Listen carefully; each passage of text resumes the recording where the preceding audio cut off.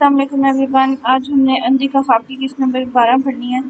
تو اگر ابھی تک آپ لوگوں نے چینل کو سبسکرائب نہیں کیا تو کر لیں اور ساتھ ہی ساتھ بیل آئیکن کو بھی دبا لیں تاکہ جب بھی کوئی نیکسٹ آنے والی ویڈیو اس کا آپ کو فوراً پتہ چل جائے۔ چلیں اسٹارٹ کرتے ہیں۔ بسم اللہ الرحمن الرحیم۔ قسط نمبر 12 اندھی کا خواب۔ رمضان کے روزے تو ہر سال کی طرح اس سال بھی بہت جلدی سے گزر گئے تھے۔ رمضان کے مہینے کے شروع ہوتے ہی ہر طرف رحمتوں کی بہاریں آ جاتی ہیں۔ اس مہینے میں کی جانے والی عبادت کی لذت ہی مختلف ہوتی ہے۔ اس مہینے کی رونقیں ہی باقی مہینوں سے الگ ہوتی ہیں۔ جہاں پورا مہینہ عبادت میں گزرتا ہے، صبر کرتے ہوئے ایک دوسرے کا احساس کرتے ہوئے گزرتا ہے، وہی آخری عشرے میں عید کی تیاریاں عروج پر ہوتی ہیں۔ اور ہو بھی کیوں نہ، عید روزے داروں کے لیے اللہ کی طرف سے انعام ہوتی ہے، اس کا اہتمام پرجوشی سے کرنا چاہیے۔ رمضان کے آخری عشرے میں گویا ہر انسان ہی مصروف تھا۔ بازاروں، پارلروں اور ٹیلروں کی دکانوں کے علاوہ ہر جگہ ہی رش تھا۔ ایک مخصوص رونق تھی، رش تھا جو رمضان کی آخری عشرے میں ہر سال دیکھا جاتا تھا۔ اسماعیل صاحب کے گھر میں بھی آج سب بھی مصروف تھے۔ پھپھو اور کنیز بیگم کچن میں جلدی جلدی افطاری کے لیے لذیذ کھانے بنانے میں مصروف تھیں، جس کی اشتہا انگیز خوشبو پورے صحن میں پھیلی ہوئی تھی۔ اسماعیل صاحب لاؤنج میں صوفے پر بیٹھے فون پر اپنے دوست سے محفی گفتگو تھے، جو کہ کچھ دیر میں یہاں پہنچنے والے تھے۔ پریشا خوبصورت سے گہرے نیلے اور میرون کلر کی ایمبرائڈری ڈریس میں ملبوس، اپنے سیاہ بالوں کو آدھا کیچر میں مفید کیے اور آدھا کھلا چھوڑے ہلکے پھلکے سے میک اپ میں بہت پیاری لگ رہی تھی، جبکہ اس کے چہرے پر نظر آتی خوشی اور پرجوشی نے اس کے رنگ و روپ میں سرخیاں کھول دی تھی۔ سارا نے اپنی بھاری گھنگریالی بالوں کا رف سا جوڑا بنایا ہوا تھا اور کل والے شکن زدہ کپڑوں میں ہی موجود تھی۔ وہ خاموشی سے سر جھکائے میک اپ کا سامان ڈریسنگ سے سمیٹ رہی تھی۔ کچھ دیر پہلے وہ پریشا کو تیار کر کے فارغ ہوئی تھی۔ اسے بہت اچھا میک اپ کرنا آتا تھا۔ نایاب تو یونی کے ہر فنکشن میں اسرا سے ہی تیار ہوتی تھی، جو انسان کے لک ہی چینج کر دیتی تھی۔ اس کے ہاتھوں میں جادو تھا۔ پڑھائی کے بعد ہی اس کا پسندیدہ مشغلہ تھا۔ اسرا ہر کام ہی بہت اچھا کر لیتی تھی سوائے کوکنگ کے، جس میں نہ کبھی اسے دلچسپی تھی اور نہ کبھی وہ لینا چاہتی تھی۔ اپنی یہ خامی اور کمزوری اسے کبھی محسوس نہیں ہوئی تھی، جبکہ وہ نہیں جانتی تھی کہ آگے جا کر اس کی یہی لاپرواہی اسے کافی ذلیل کروانے والی تھی۔ سارا دیکھو، میری لپسٹک زیادہ ڈارک تو نہیں لگ رہی؟ قسم سے پھپھو نے مجھے بغیر لحاظ کیے سب کے سامنے ڈانٹنا شروع کر دینا ہے، اس لیے تم ایک دفعہ دیکھ لو۔ پریشا کو تو میک اپ بالکل کرنا نہیں آتا تھا۔ ہر بار تیار ہونے کے لیے اسے ساتھ والے گھر حمیرا کے پاس جانا پڑتا تھا، جبکہ سارا نے تو جیسے اس کی یہ مشکل آسان کر دی تھی۔ بالکل بھی ڈھاک نہیں ہے پریشا، آپ کے ڈریس کے ساتھ یہ شیڈ ہی سوٹ کر رہا ہے، اس لیے بے فکر ہو جائیں، بہت پیاری لگ رہی ہیں۔ اسرا نے پرفیوم کی بوتل ایک طرف رکھتے ہوئے پلٹ کر ایک بھرپور نظر اس پر ڈالی تھی۔ یہ کلر پریشا پر بہت سوٹ کر رہا تھا۔ تھینک یو سارا، تمہیں تو ایک بہت سا بڑا سا پارلر کھولنا چاہیے۔ کیا میک اپ کیا ہے تم نے؟ اس میرا سے تو 10 گنا اچھا ہے۔ بس میری شادی پر بھی تم نے مجھے تیار کرنا ہے، پریشا نے خوشی سے اٹھلاتے ہوئے کہا۔ اس کی بات پر اداسی سی سارا کے لبوں پر بھی مسکراہٹ آ ٹھہری۔ میں نے کوئی کمال نہیں کیا، آپ ہیں ہی بہت حسین، سارا نے سر جھٹکتے ہوئے کہا اور کمرے کی چیزیں سمیٹنے لگی۔ نیچے دروازے پر بیل ہوئی تھی، شاید پریشا کے سسرال والے آ گئے تھے۔ لگتا ہے وہ لوگ آ گئے، میں تمہیں ضرور نبیل سے ملواتی اگر ساحر بھائی نے منع نہ کیا ہوتا، مگر تم کپڑے تو چینج کرو۔ ٹھیک ہے ماسی بنی ہوئی ہو، اور چھوڑو یہ سارے کام، میں کر لوں گی، تم جاؤ اور چینج کرو۔ پریشا نے اس کے ہاتھ سے بیڈ شیٹ کھینچتے ہوئے اسے کپڑے تبدیل کرنے کا کہا۔ وہ بالکل اپنے جیسے ہی ڈریس اسرا کے لیے میں لائی تھی۔ ساحر نے اسے کسی کے بھی سامنے جانے سے منع کیا تھا، جس کی وجہ سے وہ سارا کو اپنے سسرال والوں سے ملوا سکتی تھی۔ اس نے اس کمرے میں ہی قید رہنا تھا۔ اٹس اوکے پریشا، میں نے کون سا کہیں جانا ہے، آپ جائیں، پھپھو آپ کو بلا رہی ہیں، میں یہ سب دیکھ کر چینج کر لوں گی۔ سارا نے نیچے سے آتی پھپھو کی آواز سن کر اسے نیچے جانے کا کہا۔ پریشا بھی پھپھو کی دوبارہ اپنے نام کی پکار سن کر اسے دروازہ اندر سے لاک کرنے کا کہہ کر سر پر دوپٹہ درست کرتی عطلت میں باہر نکل گئی۔ اس کے جانے کے بعد اسرا کے چہرے پر پھیلی رسمی سی مسکراہٹ، جو کہ اسے مطمئن کرنے کے لیے ہی تھی، جھٹ سے کہیں غائب ہو گئی۔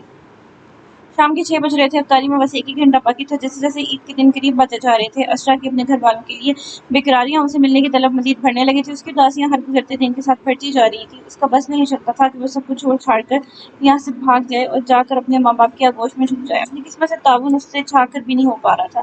کبھی کبھی سب کچھ جانتے بوجھتے بھی اس کا دل کرتا کہ وہ بغیر کسی کی پرواہ کیے، بغیر کسی انجام کو سوچے یہاں سے بھاگ جائے، مگر ایک زنجیر تھی جو اس کے قدموں کو جکڑے ہوئے تھی، جو اسے قدم اٹھانے سے روک دیتی تھی، جسے اٹھتی تکلیف اس قدر تھی کہ وہ تنہائی میں تھے بچوں کی طرح بلک بلک کر رو دیتی۔ پچھلے 2 دن سے یہ سب سوچتے ہوئے اسے نیند نہیں آتی تھی۔ اس کی بھوک بالکل ختم ہو گئی تھی۔ اس کے سر میں مسلسل ایک عجیب سا درد ہر پل رہتا تھا۔ وہ پورے کمرے کی حالت درست کر کے الماری کے پاس پڑے شاپنگ بیگز کو بھی الماری میں رکھ رہی تھی، جب اس کی نظر ڈریسنگ ٹیبل کے پاس پڑی چیئر پر گئی، جہاں ایک شاپر میں خوبصورت سی نیلی اور سرخ سلک کی چوڑیاں تھیں اور اس کے ساتھ مہندی کی کون۔ اسرا کے دل کو جیسے ایک اذیت بڑی تکلیف نے جکڑ لیا ہو۔ ذہن کی اسکرین پر گزشتہ سالوں کے منظر تیزی سے چلنے لگے۔ اس نے چیئر کے قریب آتے ہوئے ان چوڑیوں اور مہندی کو شاپر سے باہر نکالا تھا۔ پورے کمرے میں موجود خاموشی میں مزید اضافہ ہو گیا تھا۔ اس کا ذہن اسے کچھ لمحوں کے لیے بہت پیچھے لے گیا تھا۔ نایاب، میں تمہارا قتل کر دوں گی۔ اپنے یہ بے ڈھنگ شوق نہ تم اپنے شوہر سے پورے کروانا۔ पहले ही इस पार्लर में मेहंदी लगवाने के चक्कर में इतनी देर हो चुकी है, अब बस मैं यहाँ से सीधा हॉस्टल जाऊंगी और कल सुबह पहले बस पकड़ कर घर। अशरा ने अपने हाथों में लगी मेहंदी को देखते हुए अजलत में कहा। उसकी मेहंदी अभी गीली थी, उसके सर पर लिया हुआ रेशमी स्कार्फ शानों पर ढलक चुका था। वो उसके साथ चलती एहतियात के साथ कॉलर में मौजूद औरतों के रस से बाहर निकलते हुए उसे कह रही थी, या अल्लाह, इस लड़की को जुबान मुबारक करना और मुझे जल्द अज जल्द प्यारे से हैंडसम शोहर से नवाज देना। नायाब ने गोया उसकी बाकी बात सुनी ही नहीं थी। वो अपनी शादी को लेकर अपने होने वाले शोहर को, जिसका दूर दूर तक कोई अता पता नहीं था, लेकर बहुत सीरियस थी। अशरा ने पार्लर से बाहर निकलते एक नज़र अपनी मेहंदी को देखा था, जो कि खराब होने से बच गई थी, और दूसरी नज़र इस झल्ले पर डाली, जो हर जगह यूं ही बाकायदा हाथ उठाकर दुआ मांगना शुरू हो जाती थी। अशरा ने इर्द गिर्द ऑटो की तलाश में अपनी नज़र घुमाई। अशरा, मैं तुम्हें ऐसे कैसे नहीं जाने दूंगी। हम अब यहाँ से सीधा मॉल जाएंगे, वहाँ से प्यारी प्यारी चूड़ियाँ खरीदेंगे, तो मुझे पहनाना और मैं तुम्हें। दोनों कलाइयों में ढेर सारी चूड़ियाँ पहनने के बाद हम थोड़ी सी और शॉपिंग करेंगे। फिर मैं अपने पापा को कॉल करूँगी, तुम मेरे साथ मेरे घर जाओगी, वहाँ हम डिनर करेंगे और फिर सारी रात बातें। सुबह मैं और पापा तुम्हें बस स्टेशन तक छोड़ेंगे। अब कुछ मत कहना, तुम्हें मेरी कसम। नायाब ने उसे सारा प्लान बताते हुए आखिर पर अपनी कसम देकर चुप करवा दिया था। असल ने उसकी बात पर एक खुफकी भरी निगाह उस पर डाली थी, और फिर उसके बाद वो दोनों ऑटो में सवार होकर मॉल चले गए। आज उनका आखिरी पेपर था। ईद में सिर्फ 4 दिन ही बाकी थे। वो पेपर खत्म होने के अगले दिन ही चली जाती थी, इसलिए नायाब और वो अपने आखिरी पेपर वाले दिन ही एक साथ एडवांस में चांद रात मना लेती थी। पार्लर से मेहंदी लगवाना, फिर शॉपिंग में, मॉल में घूम कर चूड़ियाँ और अपनी ईद की ड्रेसिंग की मैचिंग ज्वेलरी लेना, गजरे पहनना और एक दूसरे की कंपनी में हर किसी को बुलाए लुत्फानंदोज होना, बेफिक्री के कह के हंसी मजाक इनकी जिंदगी के सबसे खुशगवार लम्हे होते थे, सबसे कीमती लम्हे होते थे। अशरा ने आज तक लाहौर में सिर्फ नायाब के साथ ही चांद रात मनाई थी। उसे अपनी जली दोस्त शिद्दत से याद आई थी। उसके हाथ में पकड़ी चूड़ियों पर उसकी गिरफ्त ढीली हुई थी, जिससे कुछ चूड़ियां जमीन बोझ हुई। जमीन कमरे की खामोशी में इन चूड़ियों की आवाज ने खासा इर्ताश पैदा कर दिया था। इस आवाज ने उसकी यादों में खलल डाल दिया था। वो चौंक कर हाल में वापस लौटी थी। उसे नहीं पता था कि नायाब को याद करते हुए उसकी आंखें कब भीग गईं। ये चूड़ियां और मेहंदी भरी इसके लिए लाई थी। अशरा का दिल एकदम ही भर गया। वो वहीं कोने में बैठी अपना चेहरा दोनों हाथों में छुपाकर रो रही। उसकी बेबसी अरूज पर थी। वो बेगुनाह होते हुए भी सजा काट रही थी। इस दुनिया में अपने असल रिश्ते होते हुए भी वो इन सबसे दूर थी। उन्हें देख नहीं सकती थी, सुन नहीं सकती थी, और ये सजा हर सितम से बड़ी थी। आंखें भी बरस पड़ती हैं, अज़ियतें जब हद से बढ़ती हैं, ज़बर से ज़ेर कर देती हैं, किस्मत जब रुख बदलती है।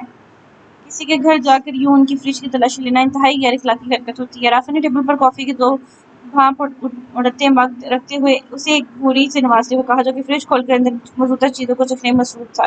ये चाट किसने बनाई है? मजे की है। हाशी ने फ्रिज से फ्रूट चाट का बाउल निकाल के मजे से खाते हुए कहा। उसकी बात को तो उसने सरासर इग्नोर ही किया था। राफे ने एक घूरी से उसे नवाजा, जो कि उसकी शाम में बनाई की चाट के साथ इंसाफ करने में मसरूफ था। वैसे एक बात है लड़के, बहुत जायका तुम्हारे हाथ में। हाशिर इसरार को ये चाट बहुत पसंद आई थी। हाशिर ने उसका शाना थपथपाते हुए शाबाशी देने के अंदाज में कहा और शेल्फ पर चढ़कर बैठ गया। तुम्हें कुछ नापसंद भी है? हर चीज पर सॉस वालों के भूखों की तरह टूट पड़ते हो।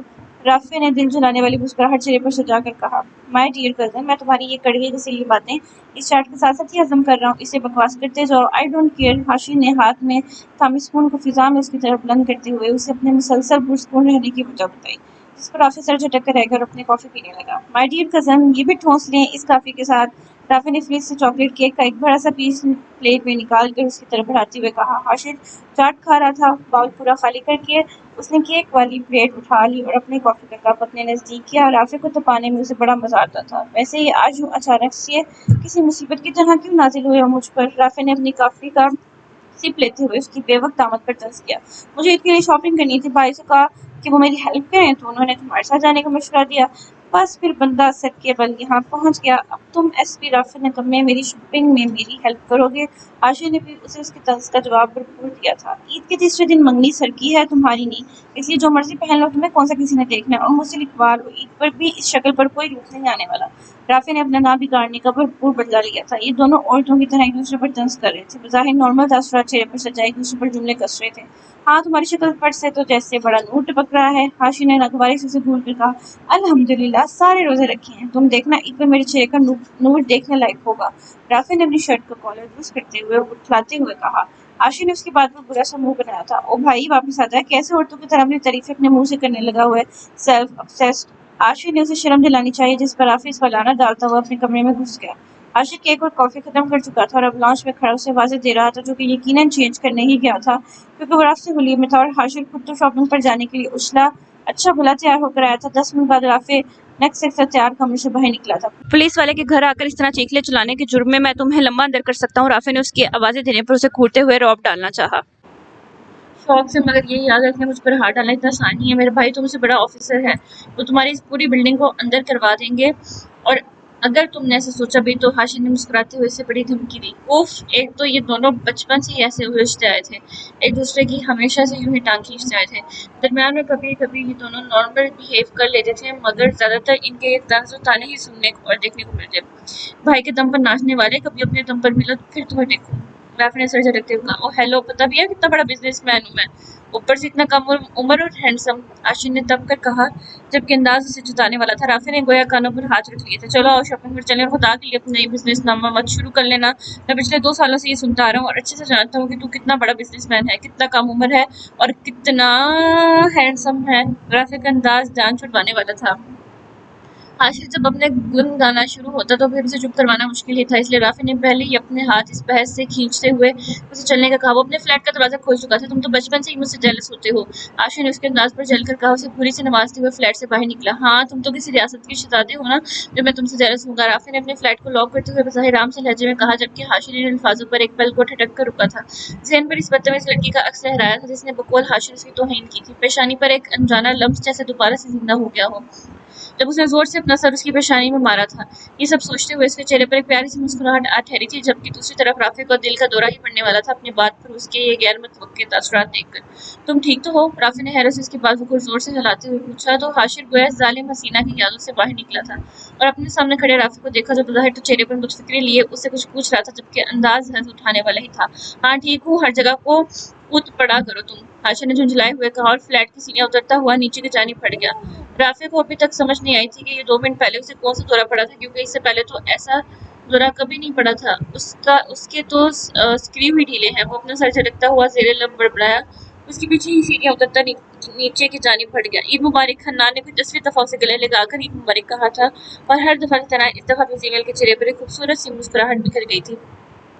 खैर मुबारक मम्मा की जान, जिमल ने उसका गाल खींचते हुए प्यार से कहा। वाइट कॉटन के ब्रांडेड कुर्ते पजामे पर डार्क ब्राउन बेस कोट पहने, अपने सुनहरी बालों को जैसे सेट करवाए, पैरों में पेशावरी चप्पल पहने हनान आतिफ शिराज बिल्कुल शहजादा ही लग रहा था।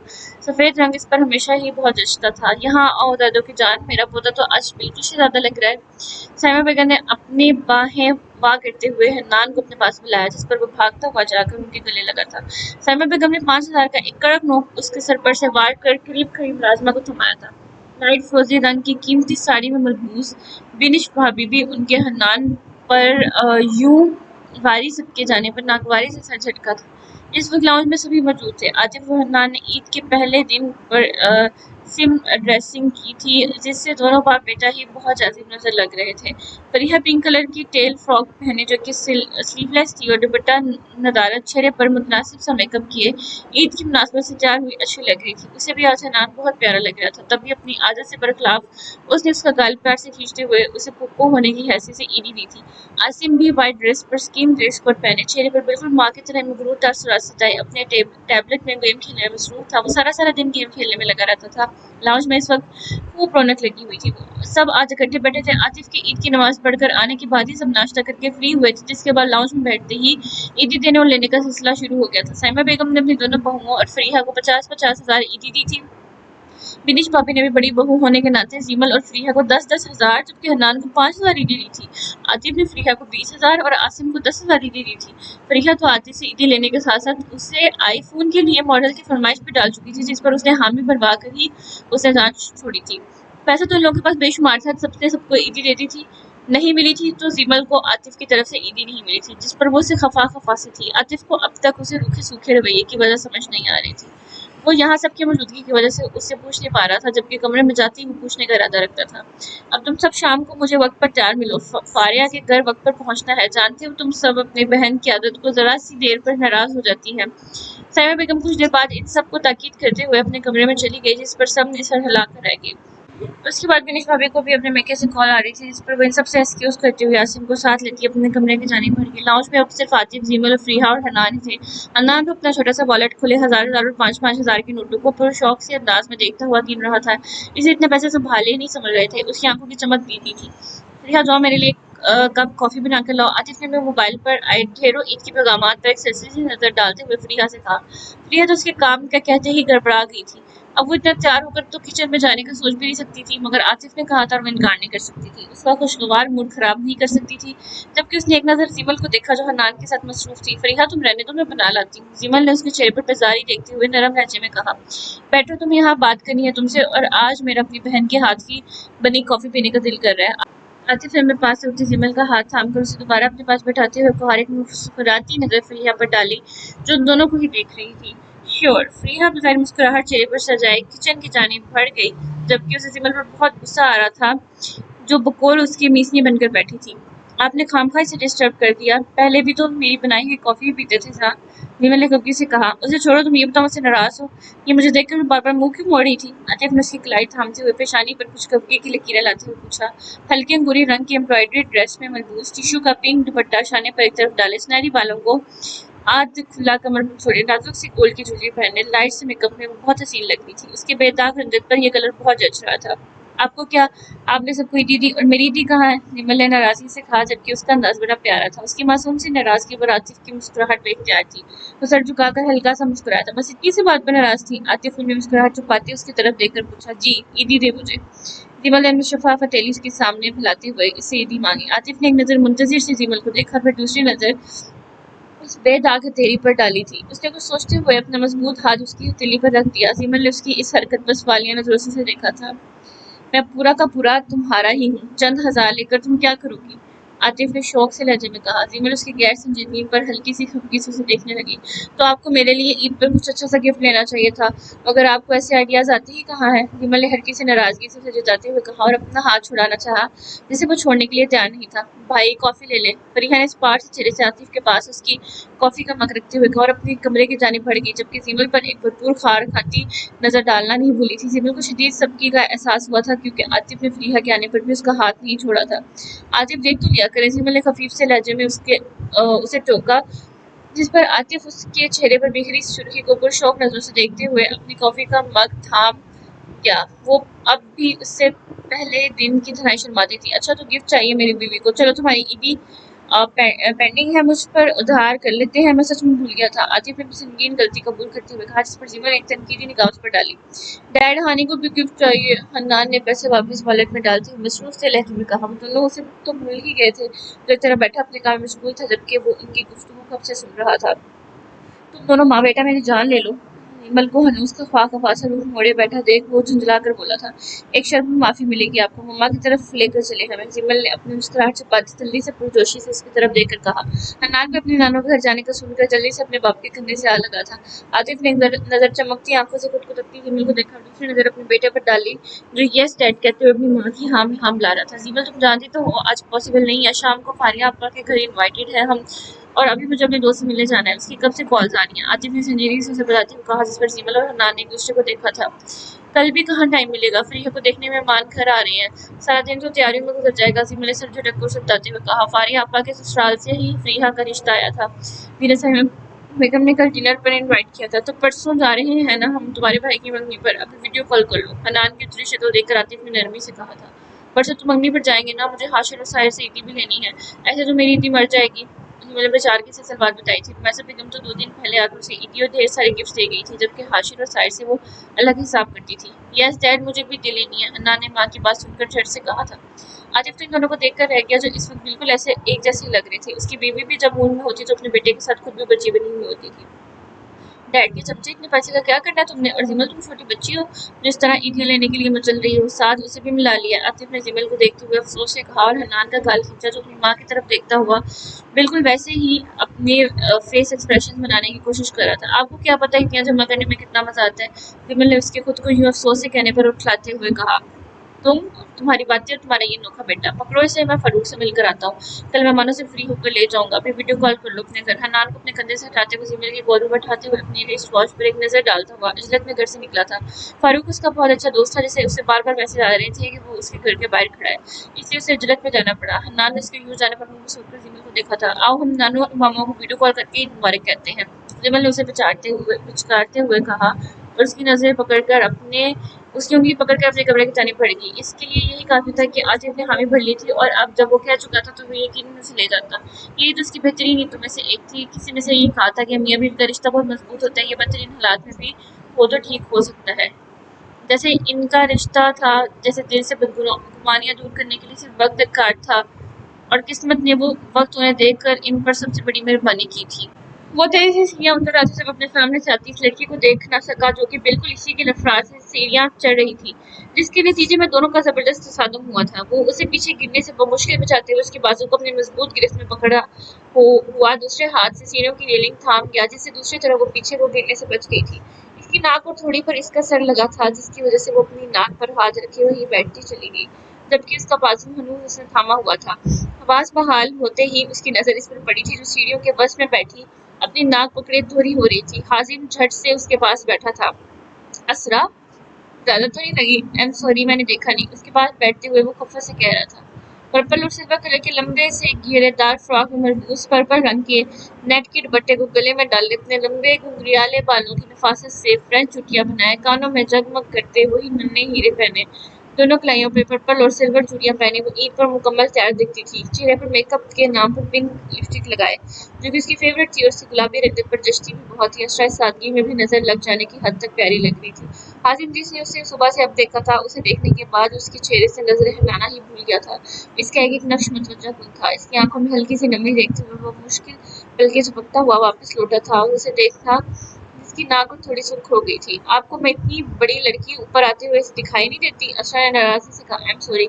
हाजिम ने कुछ सफाई पेश किए बगैर ही हथियार डाल दिए थे। उसका दिल असरा से कभी बहस नहीं कर सकता था, इसलिए उसने कोशिश भी नहीं की थी। ब्लैक शलवार कमीज में मलबूस हाजिम में जाजिब लग रहा था। देखिए, मेरी नाक तो नहीं टूट गई? अच्छा ने सर झटकते हुए अपना चेहरा उठाकर तशवीश से पूछा, क्योंकि उसकी नाक से मुसलसल दर्द की चीखें उठ रही थी। हाजिम ने उसकी मासूमियत पर अपनी मुस्कुराहट छुपाते हुए एक नजर बगौर उसके चेहरे को देखते हुए नफी में सर हिलाया। वो दोनों यूं ही मार्बल की चमकती हुई सफेद सीढ़ियों पर बैठे थे। अशरा का घेरेदार पर्पल फ्रॉक मार्बल की सफेद सीढ़ियों पर लापरवाही से बिखरा हुआ था, जबकि हाजिम इससे 2 सीढ़ियां ऊपर अपने चमकते हुए स्याह जूते इस सफेद मार्बल की सीढ़ियों पर जमा कर बैठा इसकी जानिब मुतवज्जा था। अच्छा हुआ तुम मुझे कहीं मिल गई, मैं तुम्हारे पास ही आ रहा था। तुमने सबसे ईदी ले ली, यकीनन मैं ही रह गया होगा, इसलिए तुम्हारी ईदी देने ही नीचे आ रहा था। हाजिम ने मुस्कुराते हुए अपनी जेब से एक लंबा सा सुर्ख रंग का केस निकालते हुए कहा। असरा को नाक का दर्द भूल गया। उसने हैरानी से देखा। ये कौन सी चीज़ है जो आप इस बॉक्स में डाल कर दे रही हैं? ये तो कोई ज्वेलरी बॉक्स लग रहा है। असरा ने मशकूक से अंदाज में पूछा। हाजिम उसके अंदाज पर मुस्कुराया। क्या ना तुम मेरी स्पेशल कज़न हो, इसलिए तुम्हारी ईदी भी तो बाकी सबसे डिफरेंट और स्पेशल होनी चाहिए थी। हाजिम ने राजदारी से कहते हुए उसकी तरफ सिर्फ केस बढ़ाया। नो ना, ये तुम्हारी ईदी है। हाजिम ने उसे खामोश नजरों से खुद को तकता पाकर वो केस उसकी तरफ बढ़ाते हुए कहा। असरा ने इस पार से तासुरात से उसे खोला था। उसके अंदर एक खूबसूरत सा मगर बहुत ही नाजुक बारीक सा ब्रेसलेट था, जिसके दरमियान में इंग्लिश में प्रिंस लिखा हुआ था। असरा ने इस बेशकीमत तोहफे को चमकती हुई आंखों से देखते हुए हाजिम को देखा, जो हनूज इसी पोजीशन में बैठा उसके तासुरात देखने में मसरूफ था। कैसा लगा? हाजिम ने उसके खुद को देखने पर संजीदगी से पूछा। वैसे इसे पूछने की जरूरत नहीं थी, क्योंकि असरा की आंखों में इस ब्रेसलेट को देखते हुए सताइश वाज़ेह थी। ये तो बहुत कीमती लग रहा है, ये गोल्ड का है ना? असरा को ये बहुत पसंद आया था। उसे हमेशा नाजुक सी ज्वेलरी ही पसंद होती थी, इसलिए ये ब्रेसलेट भी फौरन उसे भा गया था। मगर उसे हाजिम का बाकी सबको ईदी के तौर पर पैसे और खुद को इतना कीमती तोहफा देना समझ नहीं आ रहा था, इसलिए उसने उलझते हुए पूछा। क्या फर्क पड़ता है? तोहफे की कीमत नहीं पूछती बेवकूफ लड़की। हाजिम ने उसकी बदामी आंखों में सवाल देखते हुए आम से लहजे में कहा। लेकिन मैं इतना महंगा गिफ्ट नहीं ले सकती, आप प्लीज इसे वापस ले लें। असरा को जाने के उसके अंदाज कुछ बदले बदले से महसूस हुए थे, इस पर उसने झुंझला कर उसे वापस इसके हाथ में थमाना चाहा। अच्छा, तुम मुझे मेरा गिफ्ट वापस कर रही हो? कितनी बुरी बात है, मैं इतने प्यार से तुम्हारे लिए लाया और तुम हो के कोई कदर ही नहीं है। हाजिम को बुरा लगा था। उसने शिकवा करते हुए उस कहा और साथ ही साथ अपनी जगह से खड़ा हुआ। आप सिर्फ मेरे लिए क्यों गिफ्ट लाए? अलीशा, मनीषा और नदा को तो आपने 2000 ही दी है, और फिर मेरे लिए इतना महंगा गिफ्ट क्यों? असरा ने स्पार्ट चेहरे से उसे इस्तफसार करते हुए पूछा। उसका अंदाज शुकी सा था। क्या हो गया असरा? वो तीनों तो यहीं रहती हैं और आए दिन मेरी जेब खाली करती रहती हैं, जबकि तुम कहाँ रोज रोज यहाँ नजर आती हो। वैसे भी मुझे ये तुम्हारे लिए पसंद है, इसलिए तुम्हें दे रहा हूँ, मगर तुम हो कि किसी पुलिस वाले की तरह कब से तफ्तीश कर रही हो? कजन हूँ तुम्हारा, तुम्हें गिफ्ट दे सकता हूँ, कोई गैर थोड़ी हूँ। हाजिम ने उसके अंदाज से घबरा कर कहा, और डर भी था कि कहीं वो उसकी आंखों में अपने लिए मौजूद बेतहाशा मोहब्बत न देख ले, इसलिए उससे नजरें चुराता हुआ उसे मुतमईन कर रहा था। लेकिन मैं ऐसे कैसे आपसे इतना महंगा गिफ्ट ले सकती हूँ? असरा ने नफी में सर हिलाते हुए इनकार करना चाहा, क्योंकि उसे ऐसे किसी से तोहफे लेने की आदत नहीं थी। वो अब मजीद इनकार करती जब हाजिम की आवाज़ पर उस जाने मुतवज्जा हुई। अच्छा हुआ चाची आप आ गई। देखिए, मैं इसे गिफ्ट عید کا گفٹ دے رہا ہوں مگر اس کے نخرے ختم نہیں ہو رہے. اوپر سے ڈرتی فاطمہ کو دیکھتے وہ اسرا کی شکایت لگانے والے انداز میں بولا تھا اور حازم صداد سے فاطمہ کا لاڑ تھا. اسرا اپنا فراک سنبھالتی اٹھ کر کھڑی ہوئی تھی. کیا ہوا اسرا کیوں منع کر رہی ہے؟ وہ کوئی غیر تھوڑی ہے. فاطمہ جو کہ بیٹی کی عادت سے بخوبی واقف تھی کہ کسی کا بے مقصد تحفہ لیتے اس کی جان جاتی تھی اس لیے اس نے سمجھانے والے انداز میں کہا. لیکن مما اسرا نے کچھ کہنا چاہا جب حازم جلدی سے بولا بس اب چچی نے بھی کہہ دیا تو تمہیں یہ رکھنا پڑے گا. مزید بحث نہیں. حازم کا انداز کچھ حتمی اور کچھ التجائی سے تھا. اسرا نہ چاہتے ہوئے بھی خاموش ہوگی. اس نے اس کا گفٹ رکھ لیا تھا. فاطمہ کی سیڑھیاں اترتے ہی وہ بھی اوپر کی طرف بڑھنے لگی جب حازم کی شوق سی آواز اس کی توجہ سے ٹکرائی. بریسلٹ پہن کر نہیں دکھاؤ گی؟ حازم نے اس کے ضبط سے گلابی ہوتے چہرے کو دیکھتے ہوئے اسے چھیڑتے ہوئے کہا. جانتا تھا کہ جب کوئی چیز اس کی مرضی کے خلاف ہو تو وہ یوں ہی خاموش ہو جاتی تھی. ایک پل میں سنجیدہ ہو جاتی تھی. آپ نے دے دیا اور میں نے رکھ لیا. میں جب مرضی پہنوں یہ آپ کا سردرد نہیں. خفیف سے لہجے میں کہتی سر جھٹک کر وہ سیڑھیاں عبور کر گئی جب حازم اس کے انداز پر ہنستا ہوا باہر کی جانب بڑھ گیا. لاؤنج سے آتی تیز آوازوں کا شور یکدم ہی بلند ہوا تھا جس سے وہ کسی ٹراس کسی کیفیت سے حال میں واپس لوٹا تھا. اسے لگا جیسے اس شور سے نے اسے گہری نیند سے جگا دیا ہو. وہ اپنے چہرے پر ہاتھ پھیرتا ہوا ارد گرد دیکھنے لگا. وہ نیچے جاتی سیڑھیوں کی ریلنگ کے قریب کھڑا تھا. اس کا ایک ہاتھ ریلنگ پر دھرا تھا. نیچے لاؤنج میں تینوں لڑکیاں تائی جان اور چچی جان سیڑھی نکلوانے کی سر توڑ کوشش کر رہی تھی اور انہیں دیکھتا ہوا جانے کا ماضی کی حسین خیال میں کھو گیا. ان سیڑھیوں کو دیکھ کر یوں لگتا تھا جیسے وہ پری آج بھی اپنے گھیرے دار فراک کو گھیرے ان سیڑھیوں کے بس میں بیٹھی ہو مگر یہ سب سوائے یاد و خیال اور اس کی سوچوں کے علاوہ کچھ بھی نہ تھا. اس گھر کے مکین پہلے کی طرح عید کی خوشیاں منانے میں مصروف تھے. کسی کو اس کی کمی محسوس نہیں ہوتی تھی اور ایک وہ تھا جو سارے سارے دن اسے یاد کرتے نہیں تھکتا تھا. اس کے بغیر تو اس کی ہر خوشی نامکمل تھی, ادھوری تھی. حازم اپنی حالت پر خود ترسی سے مسکرایا تھا اور پھر سر جھٹک کر تیزی سے سیڑھیاں اترتا باہر کی طرف بڑھ گیا. بے سکونیوں کے بادل رہے ہر وقت مجھ پر طاری. سکون کی بارش کا دور دور تک نام و نشان ہی نہیں. ڈائننگ ٹیبل پر اس وقت وہ سبھی موجود تھے. اشتہا انگیز کھانوں کی خوشبو تھی جو کہ ڈائننگ ٹیبل سے لاؤنج تک پھیلی ہوئی تھی. عید کے موقع پر کھانے کا خوب اہتمام کیا گیا تھا جبکہ کھانے والے ہی وہی گھر کے افراد تھے. ان کا عید کا پورا دن بہت مصروف گزرا تھا. گھر میں سارا دن مہمانوں کی خوب آمد و رفت رہی تھی. وہ عام دنوں کی نسبت آج کافی چپ چپ سا تھا. اپنے پلیٹ پر سر جھکائے وہ خاموشی سے کھانا کھانے میں مصروف تھا. عاشور اور رافع اپنی عادت کے مطابق کھاتے ہوئے ہنوز رمیسا بیگم سے باتیں کرنے میں مصروف تھے جبکہ وہ ان کو نظر انداز کیے ہوئے تھا. نہ وہ ان کی باتوں میں حصہ لے رہا تھا اور نہ ہی انہیں ٹوک رہا تھا. پھپھو سچ سچ بتائیں کس کے چہرے پر زیادہ نور آیا ہے؟ رافع نے حاشر کو گھورتے ہوئے رمیسا بیگم کو مخاطب کرتے ہوئے پوچھا. تم دونوں جانے کب بڑے ہو گئے؟ اب یہ بھی کوئی بحث کرنے والی بات ہے؟ رمیسا بیگم جو کب سے ان کی بات پر تکرار دیکھ رہی تھی رافع کے خود کو مخاطب کرنے پر خفیف سے لہجے میں بولی. نہیں ماں صاحب جواب دیں کون زیادہ پیارا لگ رہا ہے؟ حاشر نے رافع پر ایک کڑی نظر ڈالتے ہوئے رمیسا بیگم سے سیدھے لہجے میں پوچھا. دونوں ہی بہت اچھے لگ رہے ہیں. میرے بیٹوں کے چہرے تو ہیں ہی پر نور. رمیسا بیگم نے مسکراتے ہوئے کہا. مقصد ان کی یہ بے تکی لڑائی ختم کرنا تھا. حاشر نے اپنی شرٹ کا کالر سیٹ کرتے ہوئے رافع پر ایک جتاتی نظر ڈالی تھی جس پر رافع تنزیہ نظروں سے دیکھتے ہوئے اپنی پلیٹ میں موجود کباب کھانے لگا. ظاہر کیا بات ہے بیٹا طبیعت تو ٹھیک ہے اتنا چپ چپ کیوں ہو؟ رمیسا بیگم نے اس کی طرف دیکھتے ہوئے پوچھا جو کب سے سر جھکائے خاموشی سے کھانا کھانے میں مصروف تھا. وہ اپنا عید والا ڈریس اب ڈیل کر چکا تھا. اس وقت عام سے ٹراؤزر شرٹ میں ملبوس تھا جبکہ رافع اور حاشر تو فل تیار تھے. کھانے کے بعد ان دونوں کا ارادہ باہر گھومنے جانے کا تھا. کچھ بھی نہیں مختصر سا جواب دے کر وہ گلاس میں موجود پانی پینے لگا. رمیسا بیگم کو جانے کیوں وہ خود سے خفا لگا. اتنے مختصر جواب تو وہ ان کو تبھی دیتا تھا جب ان سے ناراض ہوتا تھا. حاشر اور رافع بھی اب اس کی طرف متوجہ ہوئے تھے. پرسوں کی ساری تیاری مکمل تو ہے نا؟ کسی چیز کی کوئی کمی تو نہیں ہونی چاہیے؟ رمیسا بیگم نے اس کو غور دیکھتے ہوئے پوچھا. ساحر کھانا کھا چکا تھا. وہ ٹیشو سے ہاتھ صاف کرتا ہوا ان کی بات سے ان کی جانب متوجہ ہوا. جی آپ بے فکر رہیں. سر تیزی سے اپنی بات کہتا وہ اٹھ کر اپنے کمرے کی جانب بڑھ گیا. ان تینوں نے گردن موڑ کر اسے اپنے کمرے میں جاتے دیکھا تھا. سر عیدی تو دیتے جائیں. رافع نے جان بوجھ کر اسے تنگ کرنے کی غرض سے کہا جبکہ وہ بغیر رکے اور پلٹے اپنے کمرے کی طرف بڑھ گیا اور زور سے دروازہ بند کیا. یہ سر کو کیا ہوا ہے؟ صبح تو ٹھیک تھے. صبح تو ٹھیک تھے. رافع نے حیرت سے رمیسا بیگم کو دیکھتے ہوئے پوچھا جس پر وہ شانے اچکا کر ملازمہ کو برتن اٹھانے کا کہنے لگی.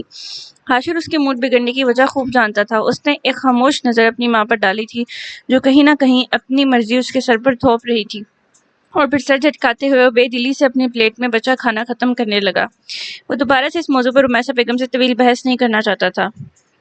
کمرے میں آ کر وہ ہنوز پاٹ چہرے کے ساتھ چلتا ہوا اپنے کمرے سے ملحقہ بالکنی میں آ کر کھڑا ہوا تھا. ٹھنڈی ہوا سے اس کے وجیح چہرے سے ٹکرا کر اسے خوش آمدید کہا تھا.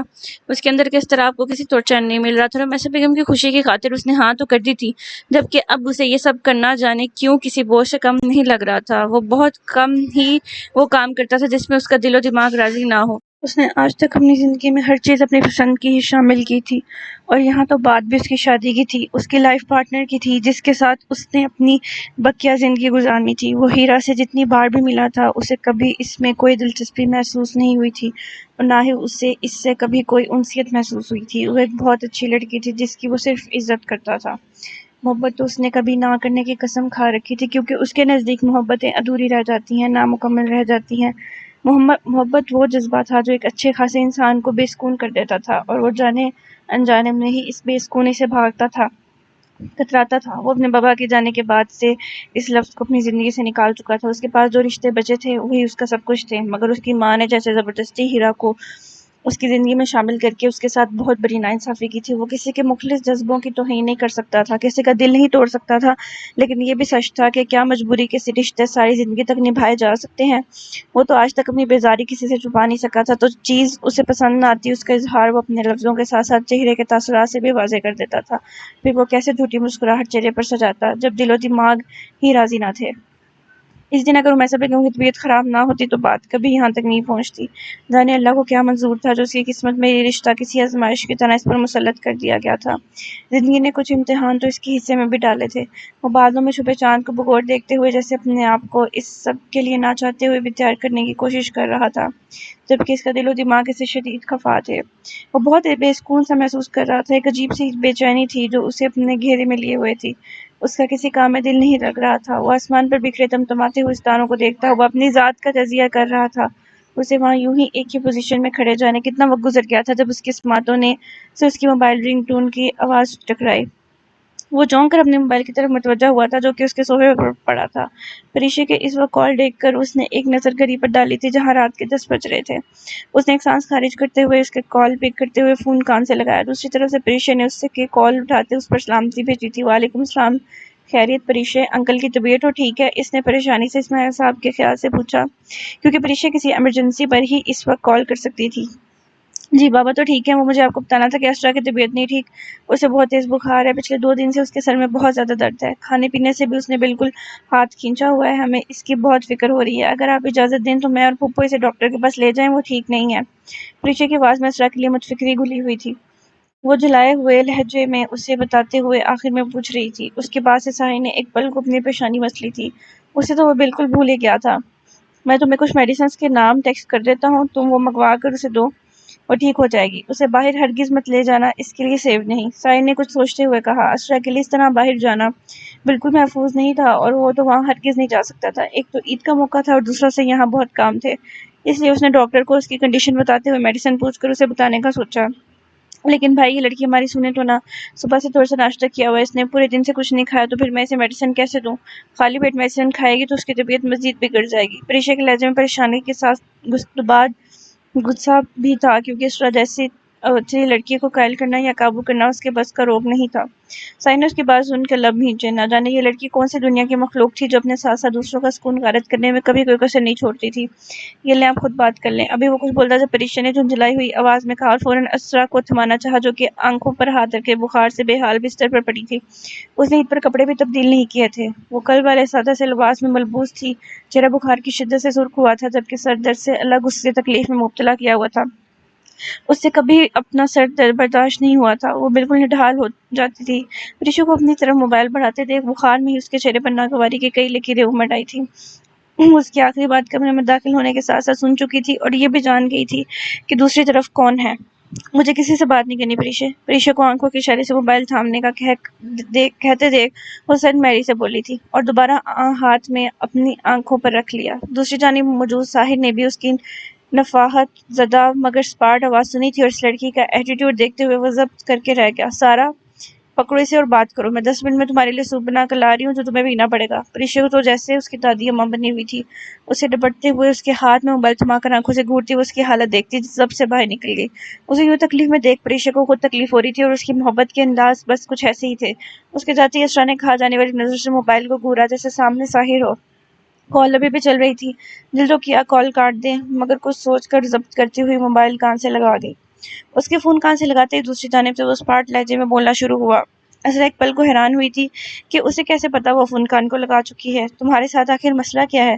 کیوں اپنے ساتھ ساتھ تم نے ان شریف لوگوں کا بھی جینا حرام کیا ہوا ہے؟ ملازم ہیں وہ سب تمہارے، تو سارا سارا دن تمہارے نخرے اٹھاتے ہیں، تمہارے آگے پیچھے گھومیں گے۔ چل کیا رہا ہے تمہارے دماغ میں؟ ایک دفعہ بتا دو تو مجھے، سائے نے شدید مشتعل سے لہجے میں پوچھا۔ اس کی آواز قدرے اونچی تھی، یوں لگتا تھا کہ جیسے فون سے نکل کر اسے 2 تھپڑ لگا دے گا۔ اس کے ناگوار اور بیزار لہجے پر جانے کی اسرا کی آنکھیں بھیگ گئیں۔ ایک پل کو اس کا دل اس کی مشتعل آواز سے سہما تھا۔ موبائل پر اس کی گرفت ڈھیلی ہوئی تھی۔ ڈیم اٹ، جواب دو، مسئلہ کیا ہے تمہارے ساتھ؟ کیوں تم نے ان لوگوں کو پریشان کر رہی ہو؟ مجھے اپنے فیصلے پر سوچنے پر مجبور نہ کرو، سائے نے اس کی خاموشی پر دوبارہ دبے دبے غصے سے پوچھا۔ اصل نے اس کی آواز سن کر اپنے لب بھینچے تھے۔ کم مائنگی اور اہانت کا احساس حد سے سوا تھا۔ اس کی غصے بھری آواز پر آنسو تیزی سے اس کی آنکھوں سے رواں تھے۔ میں یہاں سے بھاگ جاؤں گی، اسرا نے لم سے لہجے میں کہا۔ اس کی آواز نفاحت زدہ تھی، جبکہ لہجے میں موجود باقی پن بڑا واضح تھا۔ اس انسان سے اپنی توہین قطعی برداشت نہیں کر سکتی تھی۔ وہ اس پر اپنا کیا احسان جتا رہا تھا۔ اسرا کا دل کیا ڈوب کر مر جائے۔ دوسری طرف سائرس کی بات سن کر ایک پل کو بے یقین ہوا تھا۔ اسے ایک لمحہ لگا سمجھنے میں کہ اس نے کیا کہا ہے، شوق سے، مگر ایک بات یاد رکھنا، تم جہاں مرضی بھاگ جاؤ، تم تک پہنچنا میرے لیے مشکل نہیں، اور اس بار تمہیں سیدھا لے کر جیل میں بند کروں گا۔ کچھ لوگوں کو عزت راس نہیں آتی، اور تمہارا شمار بھی انہی لوگوں میں ہوتا ہے۔ اس کا لہجہ سخت وارننگ دینے والا تھا، بے لچک تھا، اسپاٹ اور سنجیدہ لہجے سے اپنی بات کہتا۔ وہ بغیر اس کی مزید سنے کال کاٹ چکا تھا۔ اس کی طبیعت اچھے سے صاف کرتا وہ موبائل صوفے پر اچھال کر کمرے سے ہی نکل گیا۔ پیشانی کی رگیں تنی ہوئی تھیں، اس کا موڈ پہلے ہی شدید آف تھا، اور رہی بچی کسر اسرا عالم نے پوری کر دی تھی۔ اس کے کال کاٹتے ہی اسرا نے لم بھینچے غصے سے موبائل کو دیکھا۔ غصے سے اس کے کان سرخ ہو گئے تھے، شدت غصے سے اپنے کانوں سے دھواں نکلتا ہوا محسوس ہوا۔ اس نے شدید غصے سے اپنے ہاتھ میں تھاما موبائل بیڈ کی پائنتی کی طرف پھینکا تھا، جبکہ اس کا دل تو کر رہا تھا کہ وہ اس موبائل کو اس کا سر سمجھ کر زور سے دیوار میں دے مارے۔ وہ ایسا کر جاتی اگر موبائل اس کا اپنا ہوتا، مگر یہ موبائل پریشا کا تھا، مجبوری۔ اس قدر ذلت وہ ہوتا کون تھا اسے ایسے ذلیل کرنے والا؟ موٹے موٹے آنسو اس کی بادامی آنکھوں سے ابل ابل کر باہر آ رہے تھے، جیسے وہ بے دردی سے اپنے چہرے سے رگڑ رہی تھی۔ اس لمحے اس کا دل کیا کہ اسے موت آ جائے، کیونکہ وہ اس 2 نمبر بے ایمان آدمی کی اتنی بکواس سننے کے بعد دوبارہ اسے کبھی نہیں دیکھنا چاہتی تھی۔ اس کا دل کیا کہ اپنے دل کی شدید خواہش پر سچ میں یہاں سے بھاگ جائے، بغیر کسی کی سنے اور پرواہ کیے۔ پچھلے 3-4 دنوں سے وہ شدید ذہنی دباؤ کے زیر اثر تھی۔ اسے اپنے گھر والوں کی شدت سے یاد آ رہی تھی۔ اسے لگ رہا تھا کہ اگر وہ مزید یہاں رکی تو شاید اس کی سانسیں بند ہو جائیں گی، مگر جانے کیسی زنجیریں تھیں جو اس کے قدموں کو مضبوطی سے جکڑے ہوئے تھیں۔ وہ اسے اس گھر کی دہلیز پار کرنے نہیں دے رہی تھی۔ وہ صبح شام پاگلوں کی طرح کی بات سوچ سوچ کر اپنے ماں باپ کی دوری کی تکلیف کے درد کو سہتے ہوئے اس حال کو پہنچ گئی تھی کہ اسے شدید بخار نے آ گھیرا تھا۔ اپنے ماں باپ سے جدائی اسے اندر ہی اندر کھا رہی تھی۔ اس کا سر یوں درد کرتا جیسے کوئی اسے ہتھوڑے برسا رہا ہو۔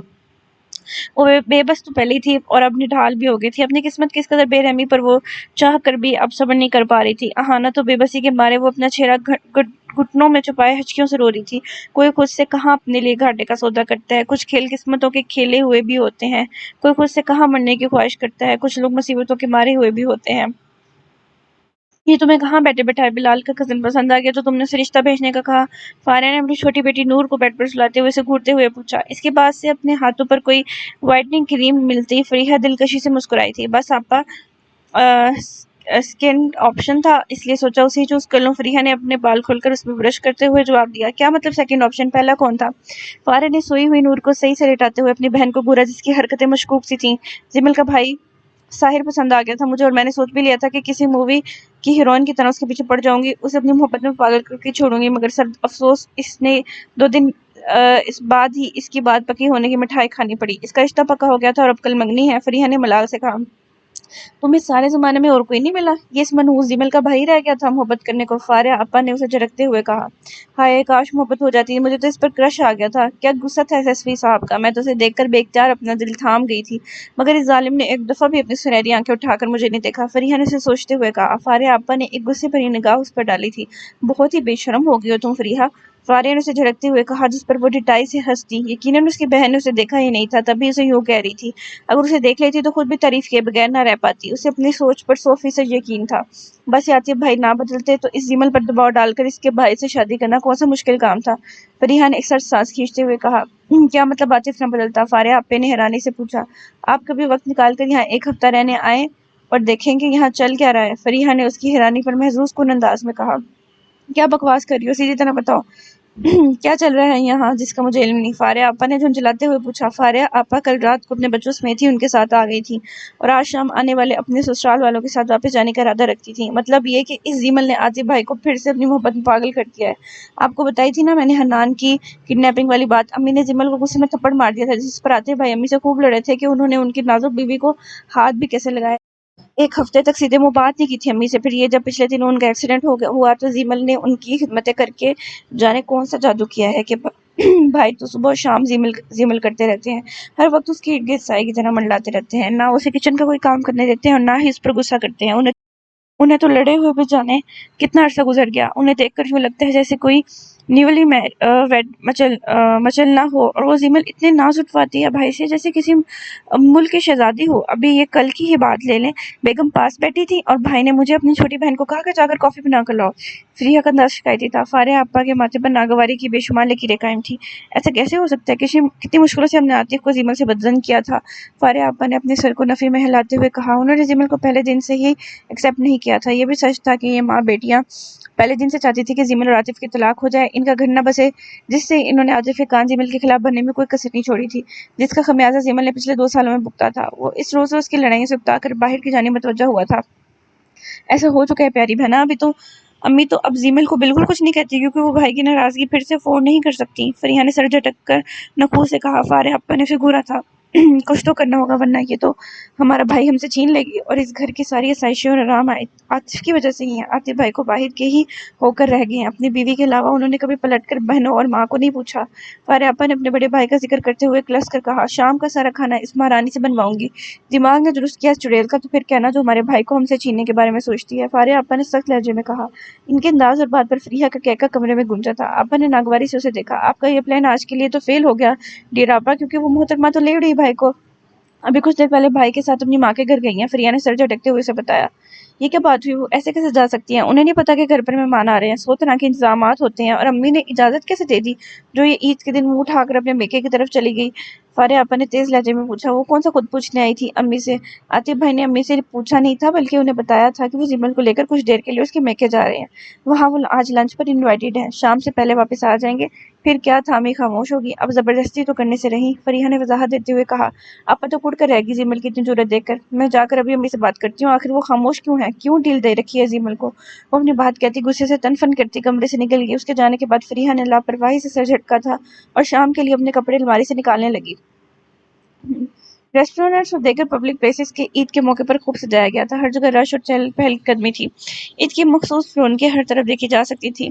لائٹنگ، بلونز اور پھولوں سے سجے اس خوبصورت سے ریسٹورینٹ میں بھی اس وقت خاصا رش تھا۔ ہر ٹیبل سے رنگ برنگی آوازیں سنائی دے رہی تھی اور مدھم آواز میں گانے چل رہے تھے، جس سے یہاں کا ماحول بڑا پررونق اور دل فریب سا تھا۔ وہ چاروں لڑکیاں ونڈ والی سائڈ پر قدرے کونے والے ٹیبل پر بیٹھی تھیں۔ نایاب اپنے ممو کی بیٹیوں کے ساتھ باہر آؤٹنگ کے لیے آئی تھی۔ جب واپسی پر یہاں پیزا کھانے کا پروگرام بنا اور وہ انہیں لیے یہاں آ گئی۔ اس کے ماموں کراچی میں رہتے تھے اور عید کے موقع پر اپنی فیملی کے ساتھ ان سے ملنے آئے تھے۔ اس کے کزنز پیزا کھاتے ہوئے مسلسل کسی نہ کسی بات پر ہنسی مذاق کرتی کہہ لگا رہی تھی، جس سے نایاب کا اداس موڈ بھی کچھ گھنٹوں کے لیے ٹھیک ہو گیا تھا۔ وہ کل سے اپنی بیسٹی کو مس کرتے ہوئے اداس تھی، ڈسٹرب تھی۔ حمیرہ کی بات کا جواب دیتے ہوئے کسی بات پر کھکھلا کر ہنسی تھی۔ جب اسے محسوس ہوا کہ کسی نے آہستگی سے اس کا دوپٹہ کھینچا ہو، اس نے گردن موڑ کر اپنے پیچھے دیکھا تو اس کی نظر اس بچے پر پڑی جو اپنے ہاتھ میں اس کی رنگ پکڑے اس کا دوپٹہ ہلکے سے کھینچتا ہوا اس کی طرف متوجہ اپنی جانب مبذول کروانے کی کوشش کر رہا تھا۔ نایاب نے آنکھوں میں چمک لیے اس خوبصورت بچے کو دیکھا جو گہری سرخ شرٹ، بلیک جینز میں ملبوس، سیاہ چھوٹے سے جوگرز پہنے، سرخ سفید رنگت، پھولے پھولے گال، سنہری آنکھوں والا یہ بچہ یہاں موجود ہر کسی کو اپنی طرف متوجہ کر رہا تھا۔ اس کے سنہری بال لاپرواہی سے پیشانی پر بکھرے ہوئے تھے۔ حنان حسین ہونے کے ساتھ ساتھ کیوٹ بھی رچ کر تھا۔ نایاب بے اختیار اپنی جگہ سے اٹھتے ہوئے اس کے پاس نیچے گھٹنوں کے بل بیٹھی تھی اور حیرت سے اس کے ہاتھ میں اپنی گولڈ کی رنگ دیکھی۔ You are so cute baby, یہ میری رنگ آپ کے پاس کیسے آئی؟ نایاب نے اس کے گال نرمی سے چھوتے ہوئے پوچھا، جس پر حنان کے تاثرات ہنوز پارٹ سے تھے۔ یہ آپ کے پرس سے گری تھی اور میرا نام بیبی نہیں ہانی ہے، حنان نے سنجیدگی سے اسے بتایا۔ اسے اس کا خود کو بیبی پکارنا پسند نہیں آیا تھا، اس لیے تصحیح کی۔ اس کے انداز پر نایاب کی مسکراہٹ بے اختیار تھی۔ حنان تو حلیے اور شکل سے ہی امیر باپ کی اولاد لگتا تھا، اوپر سے اس کا بولنے کا انداز بھی بڑا پیارا منفرد سا تھا۔ اسے رنگ لیتے ہوئے نایاب نے مسکراتے ہوئے اسے دیکھا۔ اس نے کچھ دیر پہلے اپنے پرس سے موبائل نکالا تھا تو شاید تبھی بھی دھیانی اس کی یہ رنگ اس کے پرس سے گری تھی۔ نائس نیم، میرا نام نایاب ہے، تھینک یو فار دس۔ نایاب نے اپنا ہاتھ اس کی طرف بڑھاتے ہوئے کہا۔ حنان نے ہلکی سی مسکراہٹ سے اس کا ہاتھ تھام لیا تھا، جس پر نایاب کی مسکراہٹ گہری ہوئی۔ آپ کس کے ساتھ آئے ہوئے ہو ہانی؟ آپ کی فیملی کا ہے؟ نایاب نے اس کے پیچھے خالی ٹیبل کو دیکھتے ہوئے پوچھا۔ اس کے کزنز نے ایک سرسری سے نگاہ اس پر ڈالی تھی، پھر سے کھانے کے ساتھ ساتھ اپنی باتوں میں مصروف ہوں گی۔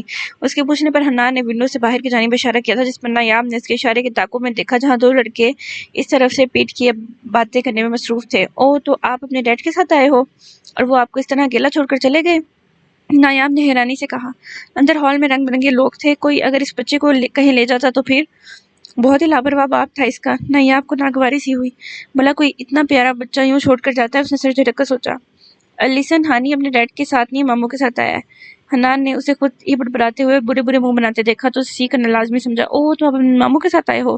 آؤ، میں آپ کو آپ کے ماموں کے پاس چھوڑ رہا ہوں۔ اس طرح اکیلے بیٹھنا ٹھیک نہیں، نایاب نے اس کا ہاتھ تھامتے ہوئے کہا اور اپنی جگہ سے کھڑے ہوتے ہوئے اپنے کزنز کو 5 منٹ میں واپس آنے کا کہہ کر اسے لیے باہر کی طرف بڑھ گئی۔ حنان نے کندھے اچکاتے ہوئے اپنے ہاتھ اس کے ہاتھ میں تھما دیا اور وہ بھی حنان کو لیے دروازے سے باہر نکلی تھی جب اندر کی طرف آتے شخص نے پہلے حیرانی اور پھر تیز نگاہوں سے اسے دیکھا تھا۔ چھوڑو، اسے کہاں لے کر جا رہی تھی تم اسے؟ یہ میرے ساتھ ہے۔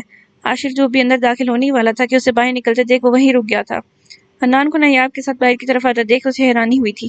دوسرا، پہلی نظر میں ہی وہ اس سرپھیری لڑکی کو پہچان بھی چکا تھا۔ حنان کا ہاتھ جھپٹنے والے انداز میں اس کے ہاتھ سے نکالتے ہوئے اسے گھور رہا تھا، جو کہ آج اس دن سے بھی زیادہ حسین لگ رہی تھی۔ لائٹ موو کلر کے سٹائلش ڈریس میں ملبوس، گلے میں دوپٹے کو سٹالر کے ساتھ لاپرواہی سے لیے، بالوں کو آگے سے سٹائل میں مکید کیے اور پیچھے سے کھلا چھوڑے، ہلکے سے میک اپ میں وہ بہت خوبصورت لگ رہی تھی۔ نایاب اس کے یوں حنان کا ہاتھ کھینچنے پر ایک پل کو حواس باختہ ہوئی تھی، اور دوسرا وہ بھی اس ویٹر کو پہلی نظر میں ہی پہچان چکی تھی، جو کہ آج ویٹر تو ہرگز نہیں لگ رہا تھا۔ کہیں تم ہانی کو یہاں سے کڈنیپ تو کر کے نہیں لے جا رہی تھی، چور نہ کہیں کی؟ حاشر نے حنان کو اپنے ساتھ لگاتے ہوئے اسے گھورتے ہوئے کہا اور ایک نیا شوشہ چھوڑتے ہوئے اس کی جان جلائی، جو کہ حنان کا ہاتھ کھینچنے پر اسے ناگواری سے دیکھ رہی تھی۔ اپنی بات پر اس کے چہرے پر پھیلتے رنگ دیکھ حاشر اسرار کا 2 کلو خون بڑھا تھا۔ اپنے لب دانتوں تلے دبا گیا۔ حنان، جو کہ ان دونوں کو الجھتا ہوا دیکھ رہا تھا، حاشر کے بولنے پر وہ سر اٹھا کر نایاب کو دیکھنے لگا، جو کہ لال بھو کا چہرے لیے کھڑی تھی۔ واٹ، چورنی؟ میں تمہیں چورنی لگتی ہوں؟ نایاب میں سے دبی دبی آواز میں چلائی۔ تو اور کیا، شکل سے بالکل ڈاکو رانی لگتی ہو، حاشر نے اس کا سرسری جائزہ لیتے ہوئے کہا۔ اس کی طرف تو پچھلا حساب بھی نکلتا تھا، تو پھر وہ اب کیوں اسے بخشتا؟ حنان اس کی اس بات سے اختلاف کرتا تھا کیونکہ اسے یہ لڑکی کیوٹ لگی تھی۔ اس نے خفیف سی نظروں سے اپنے ماموں کو دیکھا تھا۔ تم بدتمیز ویٹر، اپنا منہ بند رکھو، میرا اسٹینڈرڈ اتنا گرا ہوا نہیں ہے جو میں ایسے گھٹیا کام کروں۔ یہ بچہ وہاں اکیلا بیٹھا ہوا تھا، اس لیے اسے تمہارے پاس ہی چھوڑنے آ رہی تھی، مگر تم ہو ہی گھٹیا اور تمہاری سوچ بھی تمہارے جیسی گھٹیا۔ نایاب نے اس کی بات سے کھا جانے والی نظروں سے گھورتے ہوئے کہا۔ اس کی زبان سے اپنے لیے ایسے القاب سن کر حاشر کو تو گویا اسے گھور کر رہ گیا۔ تمہیں شرم نہیں آتی ایک شریف لڑکے کو گھٹیا کہتے ہوئے؟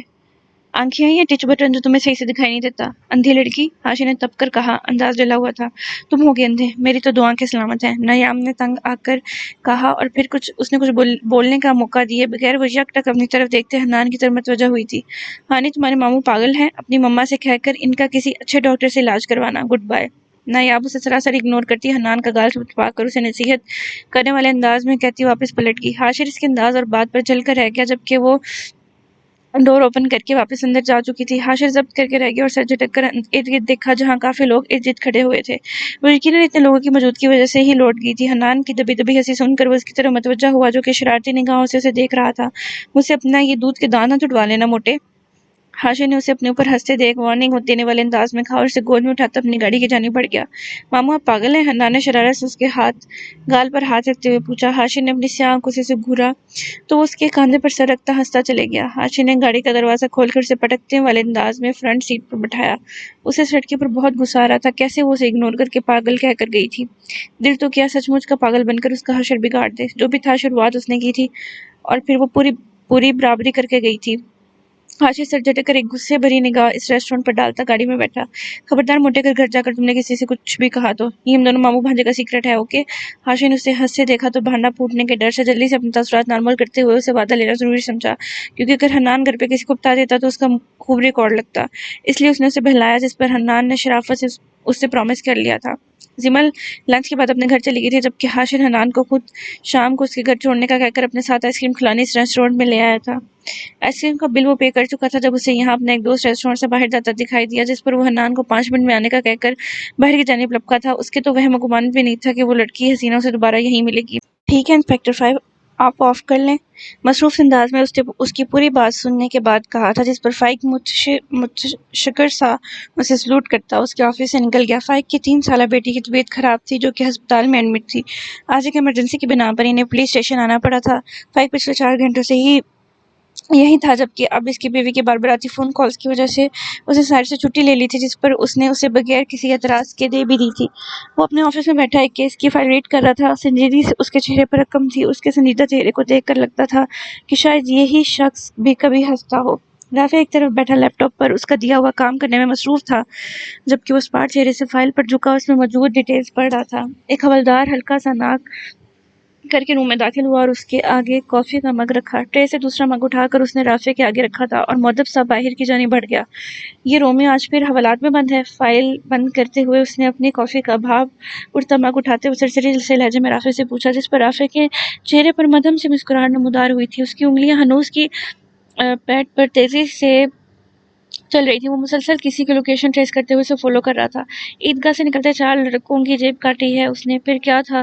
عین موقع پر پکڑا گیا، ان لوگوں سے مار کھائی اور پھر یہاں کے۔ رافع نے ہاتھ اٹھاتے ہوئے اسے بتایا۔ اس کی بات سن کر سائر نے افسوس سے سر جھٹکا تھا۔ اس کے ہاتھ اس بار میں توڑوں گا اور اس کا کہیں مستقل انتظام کرنا پڑے گا، سائر نے خفیف سے لہجے میں کہتے ہوئے کافی کا مگ لبوں سے لگایا۔ شیور سر، آپ کے ڈوز سے اسے 2-3 مہینوں تک تو آرام رہتا ہے، رافع نے مبین سا مسکراتے ہوئے کہا۔ روم میں ان دونوں کے علاوہ کوئی نہیں تھا۔ سعید نے کب سے ایک طرف پڑا اپنا موبائل اٹھایا تو رمیسا بیگم کی ڈھیر ساری مسڈ کال دیکھ کر اس نے ایک پل کو اپنی آنکھیں میچی۔ وہ یقیناً اس کی عید کے دن بھی گھر پر غیر حاضری پر اسے خفا ہو چکی تھی۔ اس کا کام ختم ہو گیا تو اب وہ گھر جا کر ہی ان سے بات یا شاید منانے کا ارادہ رکھتا تھا۔ سر، اس کی انفارمیشن میں نے آپ کو میل کر دی ہے، آپ کا شک بالکل صحیح تھا۔ He is involved in this case. رافع نے اپنا لیپ ٹاپ ایک طرف رکھتے ہوئے کافی کا کپ اٹھا کر اسے دیکھتے ہوئے بتایا۔ I know. اسے مصروف انداز میں کہا۔ وہ اپنی چیئر کی ایک طرف بنی کانچ کی الماری میں ٹیبل پر پڑی فائلز رکھتے ہوئے کچھ تلاش کر رہا تھا۔ رافع نے کافی پیتے ہوئے اس کے پوش کو بغور دیکھا۔ اسے یہ موقع بات کرنے کے لیے بالکل درست لگا۔ وہ ہلکا سا گلا کھنکارتا ہوا اپنی جگہ سے اٹھ کر اس کے ٹیبل کے نزدیک آیا تھا۔ اس نے ایک سرسری سی نظر بند دروازے پر ڈالی تھی۔ سر، مجھے آپ سے بات کرنی تھی، رافع نے اس کے پوش کو دیکھتے ہوئے سنجیدگی سے انداز میں کہا۔ بولو، سن رہا ہوں، سائر نے ہنوز فائلیں ادھر ادھر کرتے ہوئے کہا۔ اسے اپنی مطلوبہ فائل نہیں ملی تھی۔ وہ اس کی بات سے نہ تو پلٹا تھا اور نہ ہی اس پر نگاہ ڈالی تھی۔ سر، اب تو سب کلیئر ہے نا کہ پروفیسر رمشا کا مرڈر اس منظور شاہ نے کیا ہے؟ اسرا اس کیس میں سراسر انوسنٹ ہے، رافع نے اسے بغور دیکھتے ہوئے پوچھا۔ فائل ڈھونڈتے سائر کے ہاتھ فقط ایک لمحے کو رکے تھے، جبکہ وہ دوبارہ اپنے کام میں مصروف ہو گیا۔ سب کچھ جانتے ہوئے بھی تم مجھ سے کیوں پوچھ رہے ہو؟ سائر نے بغیر پلٹے ہی کہا۔ انداز عام تھا، اس لیے کیونکہ مجھے پورا یقین ہے کہ اسرا آپ کے پاس ہے۔ کہاں رکھا ہے آپ نے اسے؟ رافع نے اپنے لہجے میں پورا تمادی پیدا کرتے ہوئے کانفیڈنس سے کہا۔ وہ اپنی بات پر اس کا ری ایکشن دیکھنا چاہتا تھا۔ اس نے اس سے پوچھا نہیں تھا بلکہ ڈائریکٹ کہہ دیا تھا کہ اسرا اسی کے پاس ہے۔ اسے یہ آخری امید تھی کہ شاید اسرا ساحر کے پاس ہو۔ واٹ، تمہارا دماغ تو درست ہے نا؟ تم مجھ پر شک کر رہے ہو؟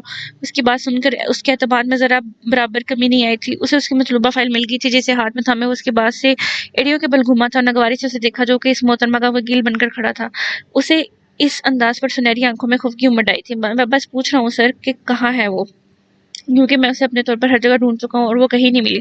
تو اس کا مطلب، رافع کی بات ابھی مکمل نہیں ہوئی تھی جب وہ اس کی بات کاٹتا بولا، تو اس کا مطلب یہ ہے کہ وہ میرے پاس ہے؟ اتنا فارغ دکھتا ہوں میں تمہیں، جس بددماغ لڑکی کو چھپانے کے چکروں میں پڑوں گا؟ اور تمہیں کیا لگتا ہے کہ محترمہ اتنی سیدھی ہے کہ میں ایک بار کہوں گا اور وہ سن لے؟ جانتے نہیں ہو اس لڑکی کو کتنی تعریفیں کی تھی اس نے آخری ملاقات میں میری، تمہارے سامنے ہوئی تھی ساری بات، اور اس کے بعد بھی تمہیں لگتا ہے کہ میں اسے پروٹیکٹ کرنے کے چکروں میں پڑوں گا؟ سیریسلی؟ سائن نے خفیف سے لہجے میں اس کی بات کو چکتے ہوئے اسے اپنی اور اسرا کی آخری ملاقات کا حوالہ دیتے ہوئے گویا اسے مزید سوال جواب کرنے سے روک دیا تھا۔ ایک ہی تو بات تھی جس پر رافع کا دل نہیں مانتا تھا، کیونکہ اسرا اس کی دونوں کی طبیعت سے واقف تھا۔ سائر کے یوں شرمندہ تنے پر وہ گھگیا کر رہ گیا۔ سوری سر، مگر میں اس کے لیے بہت پریشان ہوں، پتہ نہیں کہاں ہوگی اور کس حال میں ہوگی، مجھے اس کی فکر ہے، رافع نے پریشانی سے کہا۔ سائر نے اس کی بات پر سر جھٹکا تھا اور مالک کو لاک کرنے لگا۔ ویسے تمہیں اس کی اتنی فکر کیوں ہے؟ پکڑی جائے گی ایک نہ ایک دن، تم جانتے ہو ہم نے اس کے گھر والوں اور جاننے والوں پر نظر رکھی ہوئی ہے۔ اتنی پریشانی کی کوئی خاص وجہ؟ سائر نے اس کے چہرے پر نظر آتی واضح پریشانی کو دیکھتے ہوئے حیرانی سے پوچھا۔ جانے کیوں؟ رافع کا یوں اس طرح اسرا کی پرواہ کرنا بالکل اچھا نہیں لگا تھا۔ یہ سوال پوچھتے ہوئے اس کا لہجہ تیز تھا۔ میز پر اپنے دونوں ہاتھوں کو جما کر ان پر ہلکا سا جھک کر اس کی آنکھوں میں بغور دیکھتا ہوا وہ پوچھ رہا تھا۔ رافع اس کے لہجے اور انداز سے ایک پل کو گڑبڑا کر رہ گیا۔ وہ اس کی بات کا مطلب اچھی طرح سمجھ گیا تھا۔ استغفر اللہ سر، یہ آپ کیا کہہ رہے ہیں؟ رافع نے اس کی بات سے شکایتی نظروں سے دیکھتے ہوئے کہا، جبکہ ساحر کے تاثرات میں 19-20 کا بھی فرق نہیں آیا تھا۔ ویسے اس میں برائی بھی کیا ہے؟ تمہارے ساتھ تو ویسے بھی اس میڈم کے انداز بالکل ٹھیک اور بہت خوشگوار رہتے ہیں۔ اس کا لہجہ بظاہر سپاٹ اور سنجیدہ تھا، جبکہ اسے اپنا دل مسلسل ایک انجانی سی آگ میں جلتا ہوا محسوس ہو رہا تھا۔ ایسا کچھ نہیں ہے سر، بس اسے شاید میں جینٹل مین لگتا ہوں، تبھی وہ میرے ساتھ اتنی کمفرٹیبل تھی، رافع نے مبہم سا مسکراتے ہوئے کہا۔ اس کے بعد سے ساحر نے برا سا منہ بنا کر لفظ جینٹل مین کو زیر لب دہرایا تھا۔ اسے دیکھ کر وہ سرتا پاس سلگ جاتی تھی اور پھر اسے بھی سلگاتی تھی۔ وہ سر جھٹک کر رہ گیا۔ رافع نے اس کے تاثرات دیکھتے ہوئے اپنے مسکراہٹ ضبط کی، جس نے اس کی بات سے یوں منہ بنایا تھا جیسے کوئی کڑوی گولی اس کے منہ میں رکھ دی ہو۔ ویسے تو میں اسرا کی ہیلپ انسانیت کے ناطے کر رہا تھا، لیکن اگر آپ کو لگتا ہے کہ میں اس کے لیے کچھ زیادہ ہی پوزیسو ہوں تو آپ یہ سمجھ لیں کہ مجھے اپنی چھوٹی بہن کی فکر ہے۔ اسرا کو میں اپنی چھوٹی بہن مانتا ہوں، بس اسی لیے نہیں چاہتا کہ کوئی بھی اس کو نقصان پہنچائے، رافع نے صدقے دل سے کہا۔ دوسری جانب ساحر کے تنے اعصاب خود بخود ڈھیلے پڑ گئے۔ اس نے اس کی بات سے سرسری سی نگاہ اس پر ڈالی تھی۔ رافع نے اسرا کی حمایت کرتے ہوئے شروع میں اسے بہت تنگ کیا تھا، اس لیے وہ اسے اتنی آسانی سے اسرا کے بارے میں بتانے کا ارادہ نہیں رکھتا تھا۔ ہاں، پہلے اپنی اس چھوٹی بہن کو ڈھونڈ لو جو تم پر بھی اور تمہارے گھر پر بھی لعنت بھیج کر اگلے دن ہی وہاں سے بھاگ گئی تھی، ساحر نے اسے دیکھتے ہوئے بظاہر لاپرواہی سے کہا۔ انداز رافع کے اس بہن نامہ پڑھنے پر اسے ایک چماٹ لگانے والے ہی تھا۔ تپا ہوا وہ اپنا موبائل اور گاڑی کی چابی ٹیبل سے اٹھاتا باہر کی طرف بڑھ گیا۔ رافع اس کے باہر کی جانب بڑھنے پر اس کے پیچھے ہی لپکا تھا۔ سر آپ ہیلپ کریں نا پلیز، رافع نے لجاجت سے کہا۔ چہرے پر بلا کی معصومیت رقم تھی۔ میں کیا اسے کوہ کاف سے ڈھونڈ کر لاؤں گا، ساحر نے خفگی سے کہا، جبکہ انداز غیر سنجیدہ تھا۔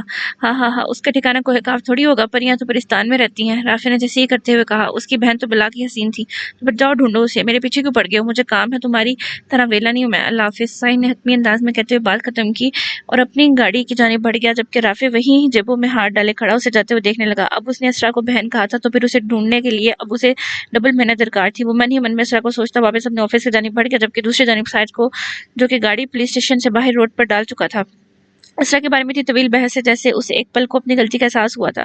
کل اس کی طبیعت خراب تھی، وہ بیمار تھی اور اس نے اپنی پریشانی اور غصہ بھی اس پر نکال دیا۔ اس کے بعد نہ ہی اسے وقت ملا کہ وہ پریشے کو میڈیسن کے نام بھیج دے۔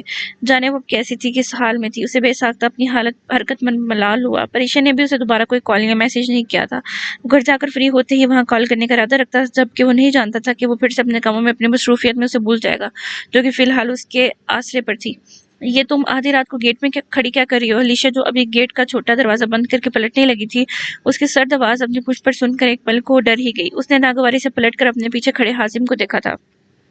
تمہیں تمیز نہیں ہے اور یہ تم کیا آتے جاتے اپنا فضول روب ڈالتے رہتے ہو مجھ پر؟ کیا سمجھ رکھا ہے تم نے مجھے؟ الیشا نے کھا جانے والی نظروں سے اسے دیکھ کر پوچھا، جو کہ یقیناً کچن کے پچھلے دروازے سے نکل کر ادھر کو آیا تھا۔ تبھی اس نے باہر جاتی اسما کو نہیں دیکھا۔ میری تمیز کو چھوڑو، جتنی تمیز تمہیں ہے سب جانتا ہوں میں، اور ایک بات، آئندہ کے وقت یوں گیٹ کے پاس کھڑی دکھائی دی تو ٹانگیں توڑ دوں گا میں تمہاری۔ حازم کا لہجہ وارن کرنے والا تھا۔ وہ بھی تائی جان کے کمرے سے آگ بگولا ہو کر نکلا تھا، جو کہ اس کا الیشا سے رشتہ پکا کرنا چاہتی تھی۔ حازم انہیں صاف انکار کر رہا تھا، مگر وہ اپنی ماں کو بھی جانتا تھا۔ ان سے خوب بحث و تکرار کرنے کے بعد وہ جل بھن کر گھر سے باہر نکلنے لگا تھا، جب اس فساد کی جڑوں سے دروازے میں ہی کھڑی دکھائی دی۔ تم ہاتھ تو لگا کر دیکھو، تایا ابو سے تمہاری ہاتھ نہ توڑوائے تو پھر کیا نا؟ الیشا نے اس کی کزن تھی، اس نے بھی اس کے بعد سے اس کی طرح ٹھڑک کر کہا تھا۔ حازم اس کے بعد سے تنزیہ مسکرایا تھا اور پھر اگلے ہی لمحے اس کے نازک سی کلائی کو اپنی مضبوط گرفت میں جکڑ کر فضا میں بلند کرتے ہوئے اس کے چہرے کے سامنے کیا، انداز جتانے والا تھا۔ الیشا اس کے یوں ہاتھ پکڑنے پر ایک پل کو حیران ہوئی تھی، اسے حازم سے اس قدر ہٹ دھرمی کی توقع نہیں تھی۔ وہ پہلے تو اتنا بدتمیز نہیں تھا۔ اپنا ہاتھ اس کے ہاتھ سے نکالنے کی تگ و دو میں جانے کیوں بے بسی کے احساس سے اس کی آنکھیں بھیگ گئیں۔ کیا ہوا؟ بلاؤں میں اپنے تایا ابو کو؟ آ کر ہاتھ توڑے میرے، حازم نے جتاتی ہوئی نگاہوں سے اسے دیکھتے ہوئے طنزیہ لہجے میں کہا۔ الیشا کا دل کیا چیخ چیخ کر سارے گھر کو اکٹھا کر لے، مگر جانے کیوں ایسا نہیں کر سکی۔ اس نے شدید بدگمانی اپنی جگہ، مگر یہ ہٹ جائے، کہیں نہ کہیں اس کے دل کی خواہش بھی تھا۔ آئندہ کسی مرد کو چیلنج کرنے سے پہلے 100 دفعہ سوچنا، ہر مرد مجبور اور بے بس نہیں ہوتا، اس نے اس کی آنکھوں میں دیکھ کر کہتے ہوئے جھٹکے سے اس کی کلائی چھوڑ دی تھی۔ الیشا نے شبہ کناہ نگاہوں سے اسے دیکھا۔ یہ گھر میں جو کھچڑی پک رہی ہے نا، اس سے واقف تو تم ضرور ہوگی، تو بہتر یہی ہے کہ تم بھی اپنے حصے کا انکار کر دو، کیونکہ میں تو اپنا فیصلہ سنا آیا ہوں۔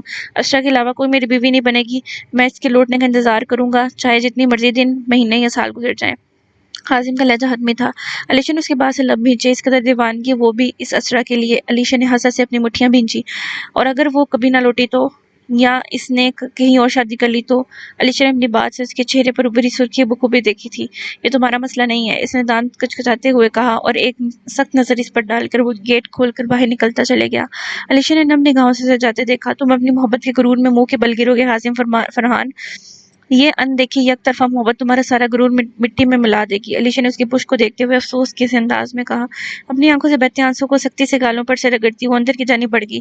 کل شام تائی جان نے باقاعدہ اس کے ماں باپ سے علیشا کا رشتہ مانگا تھا، جس پر علیشا کے ابو نے حازم کے اس رشتے پر خود منہ سے انکار کرنے پر رضامندی دینے کا کہا تھا، اس لیے اب تائی جان اسے منا رہی تھی، جو کہ ان کے ہاتھ نہیں آ رہا تھا۔ بہت جلد حازم کی یک طرفہ محبت بھی پار لگنے والی تھی، جس سے وہ بے خبر تھا۔ اکثر کچھ لمحوں کے دھوکے ہم سے ہمارا سب کچھ چھین لیتے ہیں، بڑے نقصان دہ ثابت ہوتے ہیں، عقل پر پردہ پڑ جاتا ہے۔ اس فریب سے تو کبھی نہ کبھی رہائی مل جاتی ہے، جبکہ اس میں کیے گئے فیصلے ساری زندگی سزا کے طور پر بھگتنے پڑتے ہیں۔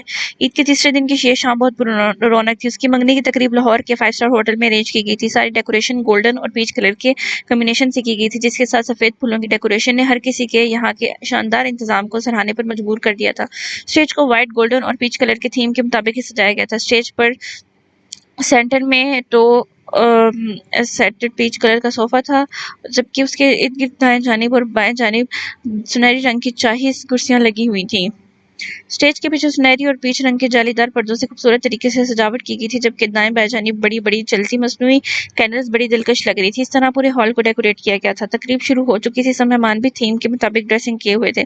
مردوں نے بلیک ڈنر سوٹ پر سنہری ٹائی لگائی ہوئی تھی، جبکہ عورتیں گولڈن اور پیچ رنگ کے امتزاج کے مختلف ڈریسز میں ملبوس تھیں۔ مختلف کلونز کی خوشبو اور ہنستے مسکراتے چہروں نے یہاں ایک دلفریب سا ماحول بنایا ہوا تھا، جس سے محسوس ہی نہیں ہوتا تھا کہ باہر کوئی اور بھی دنیا آباد ہے۔ فوٹوگرافر بڑی مہارت سے ایک ایک چیز کو کیمرے کی آنکھ میں خوبصورتی سے قید کر رہے تھے۔ اے حاجی صاحب اپنی فیملیز اور دیگر جانے والوں کے ساتھ یہاں تشریف لا چکے تھے۔ رمیسا بیگم کے پاؤں خوشی سے زمین پر نہیں لگ رہے تھے۔ یہاں موجود ہر چیز کو اپنے ذوق اور معیار کے مطابق دیکھ وہ بہت خوش تھی۔ سائر نے ہر چیز ان کی پسند کے حساب سے ارینج کروائی تھی۔ رمیسا بیگم آج اس سے بے حد خوش تھیں۔ حاشر، رافع، زیمل، عاطف اور ان کے ساتھ سب مہمانوں کو بھی یہ سب ارینجمنٹس بہت پسند آئی تھی۔ وہ تعریف کے بغیر نہ رہ سکے۔ رمیسا بیگم بالکل ایسے ہی تو اپنے بیٹے کی دھوم دھام اور شاہانہ طریقے سے منگنی کرنا چاہتی تھی۔ نوٹ اگین یار، وہ یاسر صاحب کے پاس کھڑا ان کے کسی دوست سے مل رہا تھا، جب حنان بھی 5ویں دفعہ اسے سرخ پھول دینے آیا تھا، جس پر وہ ہلکا سا احتجاج کرتے ہوئے اسے دیکھنے لگا۔ چھوٹے سے بلیک پینٹ کوٹ میں ملبوس، سنہری ٹائی لگائے، بالوں کو جیل سے سیٹ کروائے حنان بہت پیارا لگ رہا تھا۔ مامو، you are looking very handsome, Hannan loves you so much۔ Hannan نے اس کے احتجاج کرنے پر اس کے گلے میں باہیں ڈالتے ہوئے پیار سے کہا اور اس کا دائیں گال چوما۔ وہ آج تو ایک پل کے لیے ساحر کی جان نہیں چھوڑا تھا۔ یہ جملہ وہ اسے پچھلے 1 گھنٹے میں جانے کتنی بار کہہ چکا تھا۔ وہ مہمانوں کے لائے گئے تازہ گلاب کے بوکوں میں سے سرخ پھول نکال کر ہر 5 منٹ بعد اسے دینے اس کے سر پر پہنچا ہوتا تھا۔ دراصل اسے آج اپنے ماموں پر بہت پیار آ رہا تھا، جو کہ سب سے ہینڈسم لگ رہا تھا۔ ساحر ایش گرے کلر کے ڈنر سوٹ میں ملبوس تھا، سنہری بالوں کو پیشانی پر سلیقے سے جیل کی مدد سے سیٹ کیے وہ ہلکی سی بڑی شیو کے ساتھ بہت ہینڈسم لگ رہا تھا۔ اس کی شہابی رنگت خوب کھل رہی تھی، تھوڑی میں پڑتا ہلکا سا خم آج بار بار اپنی جھلک دکھا رہا تھا۔ اس کی شخصیت آج مزید نکھری ہوئی تھی، جس نے ہر آنکھ کو اپنی طرف متوجہ کر دیا تھا۔ اے حاجی صاحب نے بھی اسے گلے لگاتے ہوئے باقاعدہ اس کی تعریف کی تھی، جس پر ساحر رسمی سا مسکرایا تھا۔ لو یو ٹو مامو جان، ہینڈسم تو لگوں گا، آخر مامو کس کا ہوں؟ ساحر نے اسے اٹھاتے ہوئے اس کے پھولے پھولے گال چومے۔ اوفو ساحر، اسے نیچے اتارو، ڈریس نہ خراب کر لینا اپنا، اور تم جاؤ، تمہارے ڈیڈ بلا رہے ہیں۔ زیمل نے اس کے قریب آتے ہوئے جھنجھلا کر حنان کو سیکھوں سے اتارتے ہوئے کہا اور حنان کو شرافت سے باپ کے پاس جانے کا اشارہ کیا، جس پر وہ شرافت سے چلا بھی گیا۔ گولڈن اور پیچ ساڑی میں ملبوس، بالوں کا خوبصورت سا ہیئر سٹائل بنا کر انہیں پیچھے سے کھلا چھوڑے، لمبی ہیل پہنے اپنے خوبصورت چہرے کو میک اپ سے مزید سنوارے، زیمل آج کچھ زیادہ حسین لگ رہی تھی۔ تم یہاں آؤ ساحر، مجھے تمہیں کسی سے ملوانا ہے۔ زیمل اس کے بازو میں اپنا ہاتھ حائل کرتی اس کے لیے مسکراتی ہوئی دوسری جانب چل دی، جبکہ ساحر تو اس کے سسرال والوں سے مل کر اکتا چکا تھا۔ وہ خفیف سے گھورتا ہوا اس کے ساتھ چل دیا۔ حاشر اور رافع کی نوک آج بھی معمول کی طرح جاری تھی، جو کہ کسی نہ کسی بہانے سے ایک دوسرے کی ٹانگ کھینچنے سے باز نہیں آ رہے تھے۔ حنان کو جو اچھا لگتا حنان اسے ریڈ روز دے رہا تھا۔ رافع اور حاشر نے اس کے دیے ہوئے روز اپنے کوٹ کی پاکٹ میں سلیقے سے سیٹ کر لیے تھے، جو کہ بہت اچھے بھی لگ رہے تھے۔ عاطف کی ٹیبل پر بھی سرخ پھولوں کا ڈھیر لگا ہوا تھا، جانے اس کے بیٹے کو یہ کیسا کھیل مل گیا تھا جو وہ پورے ہال میں گھومتا اپنے من پسند شخص کو پھول دے کر اظہار پسندیدگی کر رہا تھا۔ عاطف اسے دیکھتے ہوئے مسکرا دیا۔ اس کی پوری فیملی انوائٹڈ تھی۔ فریحہ جب سے یہاں آئی تھی ایک پل کو چین سے نہیں بیٹھی تھی، وہ بس ساحر کی منگیتر کو دیکھنا چاہتی تھی، جبکہ فاریہ آپا جائزہ لیتی نگاہوں سے ارد گرد موجود مہمانوں کو دیکھ رہی تھی۔ कुछ देर बाद हीरा अपनी कजन्स के हमरा हॉल में एंटर हुई थी। गोल्डन और मैरून रंग की स्टाइलिश सी मैक्सी पहने, भारी दुपट्टे को दाएं शाने से पिन अप करके पुश से घुमाकर बाएं हाथ के कलाई के ब्रेसलेट के साथ अटैच किए, वो अपने शोल्डर से थोड़ा नीचे तक आते बालों को खोला ही छोड़े मुनासिब से मेकअप और ज्वेलरी पहने बिलाशुबा प्यारी लग रही थी। वो जब स्टेज पर आई तो मैसा बेगम और जिमल उसकी तरफ बढ़ी थी, जबकि हाशिर के पास खड़े साई ने एक सरसरी सी निगाह उस पर डाली थी और फिर वो निगाहें फेर गया। हाशिर और राफी की शरारती नजरों से खुद को देखने पर वो इन दोनों को बकवास शुरू होने से पहले ही उन पर लानत डालता वहां से वॉकआउट कर गया। करार उसने खुद को बड़ी मुश्किल से इस इम्तिहान के लिए तैयार किया था। उसे हीरा से कोई मोहब्बत नहीं थी, लेकिन उसने सोच लिया था कि अपनी माँ की खातिर वो इस रिश्ते पर दिल से राजी होने की पूरी कोशिश करेगा। माशाल्लाह मेरी होने वाली बहुत बहुत प्यारी लग रही है। रमैसा बेगम ने इस पर से हजार हजार के नोट वारते हुए उसकी परेशानी चूम कर कहा। जीमल ने भी इसे हक करते हुए इसकी तारीफ की थी, जिस पर वो जीम कर सर झुका गई थी। ये दुपट्टा अगर सर पर ले लेती तो और ज्यादा प्यारी लगती। रुमैसा बेगम को सिर बट्टे की सेटिंग कुछ खास पसंद नहीं आई थी, इसलिए कहे बगैर रह न सकी। उसकी मैक्सी का पिछला गला थोड़ा डीप था, जो कि इसके खुले छोटे बाल भी कवर करने में नाकाम थे। इसलिए रुमैसा बेगम ने बजाय मुस्कुराते हुए ही कहा, ये लोग मॉडर्न जरूर थे मगर रस्म रिवाज के मामले में खासे पाबंद थे। जीमल ने भी अब गौर किया था। अरे आंटी, आजकल कौन से दुल्हने सर पर दुपट्टा देती हैं? हमारी हीरा को वैसे भी सर पर दुपट्टा जमाना पसंद नहीं। उसके एक कजन ने उनकी बात से हीरा के चेहरे की मुस्कुराहट सिमटे हुए देखा तो जल्दी से बोली। उसके यूं कहने पर रुमैसा बेगम गची सी हो गई। इट्स ओके, अच्छा लग रहा है ऐसे भी, सीमा ने मुस्कुराते हुए कहा। मैंने तो बस यूं ही कह दिया था, बुरा तो नहीं लगा मेरी बेटी को? हीरा को एकदम संजीदा देखते हुए रमैसा बेगम ने प्यार से उसकी थोड़ी पकड़े हुए पूछा, जिस पर वो बोली तो कुछ ना थी, बस हल्का सा मुस्कुरा दी। हीरा तो उनकी पसंद थी, इसलिए उन्हें इसकी पसंद का भी ख्याल रखना था। इसके बाद स्टेज पर सभी बारी बारी हीरा से मिलने आते रहे, जबकि हीरा की नजरें तो अपने पापा के पास खड़े साइड पर टिक गई थी, जो वो इर्द गिर्द देखना ही भूल गई। वो आज बला हैंडसम लग रहा था। हीरा को अपनी किस्मत पर रश्क आया। उसकी दोस्तें और कजन्स उसके यूं देदे फाड़ कर सायर को देखने पर उसका खूब रिकॉर्ड भी लगा रही थी, मगर उसे परवाह ही कब थी। कुछ देर बाद मंगनी की रस्म शुरू हुई। सायर उससे थोड़ा फासला रखते हुए उसके साथ सोफे पर बैठा था।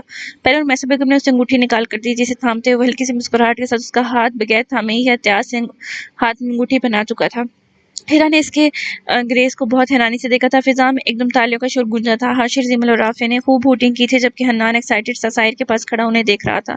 आतिफ भी जिमल के पास ही खड़ा था। यासिर साहब ने अंगूठी निकालकर हीरा की तरफ बढ़ाई तो हीरा ने साहिर का हाथ पूरे हाथ से थामते हुए उसे रिंग पहनाई थी। उसके यूं कॉन्फिडेंस से हाथ थामने पर राफे, जिमल, हाशिर और हीरा के कजन्स ने खूब हूटिंग की थी, जबकि एक पल को साहिर भी उसके यूं हाथ थामने पर इसे देख कर रह गया, जबकि अगले ही लम्हे वो अपना हाथ गैर महसूस अंदाज में उसके हाथ से निकाल चुका था।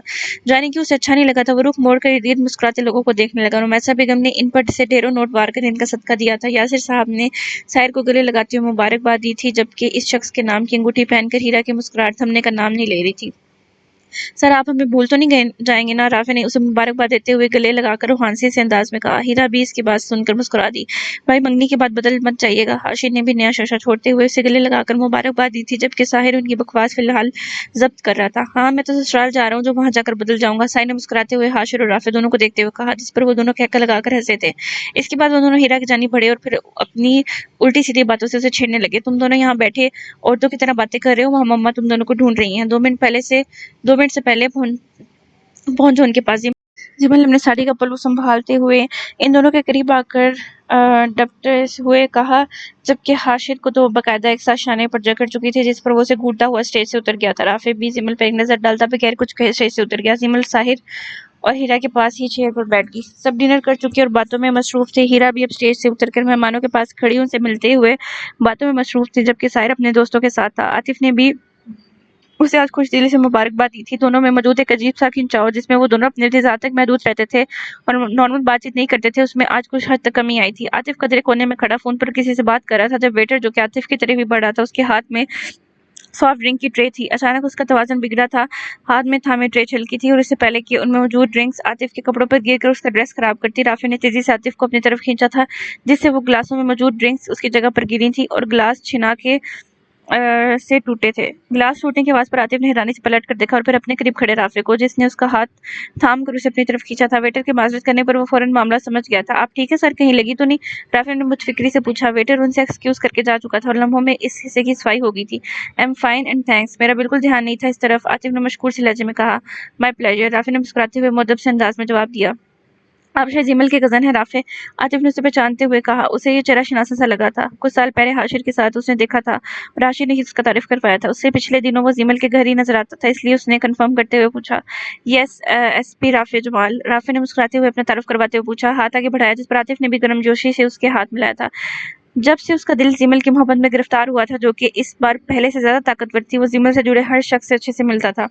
वक्त बदल गया था और वक्त के साथ आतिफ शराज भी बदल गया था। ये बदलाव मुस्बत था। तुम कभी आओ ना हमारे घर लंच या डिनर पर, हमें खुशी होगी। आतिफ ने उसे मुस्कुराते हुए इनवाइट किया, जिस पर राफे ने वादा तो नहीं किया था मगर कोशिश करने पर जरूर कहा था। जीबल को इस तरफ आता देख वो पीछे को पलट गया। जाने क्यों जितना बड़ा वो अपना ज़र्फ और दिल कर चुका था, अब उन्हें एक साथ देख के भी वो मजीद अपना ज़ब्त नहीं आजमाना चाहता था। आप यहाँ क्या करें आतिफ, चले ना, चल कर पिक्स बनवाते हैं। जीबल ने उसकी बाजू में अपनी बाजू हायल करते हुए कहा। आतिफ की अपनी तरफ पुश होने की वजह से वो उसके आगे खड़े राफे को नहीं देख सकी थी। आतिफ ने पलट कर उसे देखा, जो उसके दिलाए गए गिफ्ट में बहुत प्यारी लग रही थी। आतिफ ने उसे ईद के गिफ्ट के तौर पर ये कीमती साड़ी दिलवाई थी, जो कि इस पर बहुत जच रही थी, जबकि जीमल ने तो आज के लिए इसी रंग का कोई और जोड़ा लिया था। मगर आतिफ की तरफ से मिलने वाले इस गिफ्ट के सामने उसे अपना खरीदा गया ड्रेस बहुत हल्का और फीका लगा था। अपने बेटे की भी खबर ले लो, वो इस बच्ची के पीछे ही पड़ गया है, उसके अब्बा से जूते ना पड़ जाए। आतिफ ने मुस्कुराते हुए जीमल की तवज्जो एक तरफ करवाई, जहाँ हनान एक प्यारी सी पीच रंग की फ्रॉक में मलबूस गोलमटोल सी बच्ची के पीछे पीछे घूम रहा था और वो नाजुक सी बच्ची उसे डरते हुए आगे आगे भाग रही थी। जीमल को हनान की हरकत पर बेसाख्ता हंसी आई। उसने उसे आवाज देते हुए अपने जानिब आने का इशारा किया, जिस पर हनान मुंह सुरा हुआ उस लड़की को एक नजर देखकर उनके जानिब भी आ रहा था। हाथ में अभी भी गुलाब का फूल थामा हुआ था। हाँ, इल्जाम मत लगाए मेरे बेटे पर, बहुत मासूम है वो, बिल्कुल अपनी माँ की तरह। जीमल ने उसे देखते हुए खफीफ से लहजे में कहा। हाँ, माँ तो कुछ ज्यादा ही मासूम है, आतिफ ने उसे चिढ़ाते हुए कहा, जिस पर जीमल भी मुस्कुरा दी। बताएं साहिर और हीरा का मचलना कैसा लग रहा है? जीमल ने एक्साइटेड से होकर अपने सामने देखते हुए पूछा, जहाँ हीरा और साहिर एक साथ खड़े यासिर साहब के पास खड़ी किसी बुजुर्ग खातून से मिल रहे थे। अच्छा है, तुम्हारा भाई ज्यादा चालाक है, जबकि हीरा तो मुझे इनोसेंट लग रही है। वैसे हैरानगी की बात नहीं, क्या तुम्हारा भाई भी मुस्कुरा रहा है? आतिफ ने इन पर कमेंट करते हुए आखिरी बात पर दांतों तले लब दबाया। जी नहीं, मेरा भाई तो अच्छा खासा हंसमुख इंसान है, बस इसकी जॉब ही ऐसी है जिसकी वजह से वो थोड़ा सीरियस रहता है। जिमल ने फौरन साहिर की साइड लेते हुए कहा, वैसे इस लड़की को तमगा जुर्रत मिलना चाहिए जो तुम्हारे एक्स्ट्रा रूट भाई के साथ अपनी किस्मत फोड़ने का इरादा कर चुकी है। आतिफ को वाकई हीरा के साथ हमदर्दी थी, क्योंकि वो साहिर की तबीयत को भी अच्छे से जानता था। उसे दिल से अफसोस करते हुए कहा। जिमल ने उसे घूर कर देखा। खुशकिस्मत है वो जिसे मेरा हीरे जैसा भाई मिल रहा है। आपको तो जाने साइड से कौन सा बैर है, मैं ही पागल थी जो यूं आपको बुलाने आ गई। आप रहे यहाँ खेलने, मैं जा रही हूँ। जिमल ने खफीफ से कहा और आगे बढ़ने लगी, तो आतिफ ने जल्दी से उसके शाने पर हाथ फैलाते हुए उसे अपने सार में लिया था। मजाक कर रहा था जीमल, अच्छे लग रहे हैं वो दोनों, और मैं एक बात काफी दिनों से नोट कर रहा हूँ, तुम काफी दिनों से कुछ ज्यादा ही नखरे करने लगी हो। आतिफ का अंदाज बनाने वाला था, और इसलिए क्योंकि आप काफी दिनों से मेरे नखरे तो उठाने लगे हैं। जीमल ने मुस्कुराते हुए बगैर उसकी तरफ देखे उसके कोट का कॉलर दुरुस्त करते हुए कहा। उसका अंदाज पूरे सरार सा था। आतिफ उसके अंदाज पर बावाज हंसा था। जिंदगी बहुत खूबसूरत लगने लगी थी। हन्नान ने आकर इन दोनों को अपनी तरफ मतवज्जा किया था, जो कि एक दूसरे को देखते हुए जाने कहाँ गुम थे। डैड पैसे दें, हन्नान अपने हाथ में थमा गुलाब का फूल आतिफ को थमाते हुए एक नया मुतालबा किया था, जिस पर वो दोनों उसकी तरफ मतवज्जा हुए। वो किस खुशी में? आतिफ ने झुककर उसे गोद में उठाते हुए पूछा। जीमल ने उसका कोट सेट किया, जो कि कंधे से एक तरफ को ढलका हुआ था। ये तीनों एक परफेक्ट फैमिली का मंजर लग रहे थे। बहुत सी सताइश भरी नजरें इस छोटी सी खूबसूरत फैमिली पर भी बार बार उठ रही थी। हानि को अपने मामू का सदका देना है। हन्नान, जो कि यहाँ आते हुए इस बुजुर्ग खातून को हीरा के सर से पैसे वार कर किसी को पकड़ाते देखी सुनकर आया था कि वो उसका सदका दे रही है ताकि नजर ना लगे, तो फिर हन्नान को भी याद आया कि उसे भी तो अपने मामू का सदका देना चाहिए, जो कि सबसे हैंडसम लग रहा है। उसने अपनी लॉजिक अपनी माँ बाप को बताते हुए पैसे मांगे, जिस पर आतिफ ने जीमल को खुश मगीन नजरों से देखते हुए अपने वॉलेट से 2 5-5 हजार के नोट निकाल के दिए थे, जिससे हन्नान के चेहरे की चमक दीदी थी और वो पैसे लेकर भागता हुआ साहिर की जानिब बढ़ा था। जीमल इसकी हरकत पर खिलखिलाकर हंसी थी। अब वो दोनों अपने सामने देख रहे थे, जहाँ साहिर घुटनों के बल के पास झुका हुआ था, जिस चेहरे पर खफीफ सी मुस्कुराहट थी, और हन्नान किसी सियाने की तरह मुंह में कुछ बड़बड़ाते हुए उसे सर से पैसे वार रहा था। फोटोग्राफर ने तेजी से इस क्यूट मंजर को कैमरे की कैद में आंख में कैद किया था। साइड अपने भांजे की हरकतों पर झंझलाने के साथ साथ महसूस भी हो रहा था, जबकि इसकी हरकतों पर उसे प्यार से अलग से आ रहा था। जीमल और आतिफ अपनी जगह पर खड़े उन्हें देख रहे थे, जबकि अपने बेटे की हरकतों पर दोनों के चेहरों पर मुस्कुराहट थी। जीमल ने आतिफ का बाजू थामा हुआ था। आतिफ हन्नान का दिया हुआ फूल जीमल के बालों में लगा दिया था, जो कि उस पर जच रहा था। वो दोनों एक साथ अच्छे लग रहे थे। एक इत्मीनान भरी मुस्कुराहट दोनों के लबों पर सजी हुई थी। दूर खड़े राफे के चेहरे पर उन्हें देखते हुए अफसरदा सी मुस्कुराहट थी। वो दिल से जीमल की खुशियों का खुश ख्वाहिशमंद था। वो मोहब्बत के इस मुकाम पर था जहाँ महबूब का महबूब भी महबूब होता है। जीमल अपनी जिंदगी में आगे बढ़ गई थी। वो अपने शौहर के साथ बहुत खुश थी। उसका एक प्यारा सा बेटा था। उसकी जिंदगी मुकम्मल और खूबसूरत थी, जबकि राफे जाने कब से एक ऐसे रास्ते का मुसाफिर था जिसकी जाने की कोई मंजिल थी अभी या नहीं, शायद नहीं। उसके इख्तियार में नहीं था अपने दिल को जीमल की मोहब्बत से मोड़ना। वो बचपन से अपने फूफो के घर उनके बच्चों के साथ रहा था, और जाने कब उसे जीमल से मोहब्बत हुई थी, और मोहब्बत भी ऐसी जिसे उसने चुनने के बाद हर चेहरे को आम कहकर बात खत्म कर दी थी। अब तो राफे को अपनी बेखुदी और अपनी शदीद एकतरफा मोहब्बत पर कभी कभी हंसी आती थी। वो इसीलिए इसके सामने जाने से, इसे गुफ्तगू करने से अंदर ही अंदर डरता था कि कहीं उसके मुंह से कुछ ऐसा ना निकल जाए जिसे जिमल को या किसी को उसकी अंदरूनी कैफियत का अंदाजा हो, कहीं कोई उसकी आंखों में उसके लिए चाहत ना देख ले। इसलिए वो सबके सामने उसे देखने से गुरेज ही करता था। वो जिमल से आंखें मिलाए बगैर बात करता था, क्योंकि उसकी आंखों में देखना दुनिया का मुश्किल तरीन काम था। एक तरफ वो था अपनी एक तरफा मोहब्बत में घिरा दीवाना, और दूसरी जानिब वो थी इस सबसे बेखबर अपनी हंसी मुस्कुराती जिंदगी में मसरूफ। राफेज ज्यादा देर वहां रुक नहीं सका था, अपनी नजरों का जाविया बदलते हुए दूसरी जानिब बढ़ गया।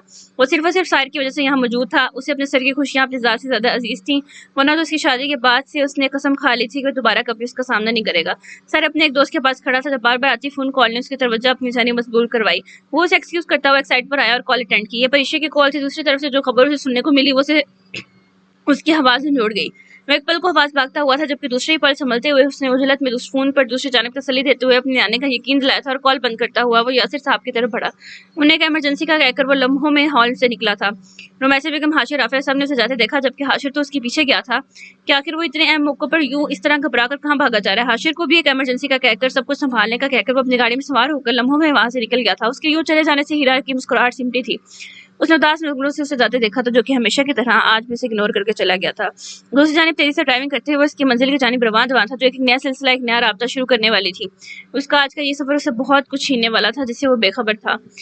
अगर उसे आज अपने होने वाले नुकसान का जरा सा भी अंदाजा होता तो वो कभी वहां नहीं जाता। बाहर रात तेजी से गहरी हो रही थी। उसने अपनी रिस्ट वॉच पर नजर डालते हुए गाड़ी की स्पीड मजीद बढ़ाई थी। किस्मत के कुछ फैसले भी बड़े अजीब, अनोखे और गैर मुतवक्का से होते हैं।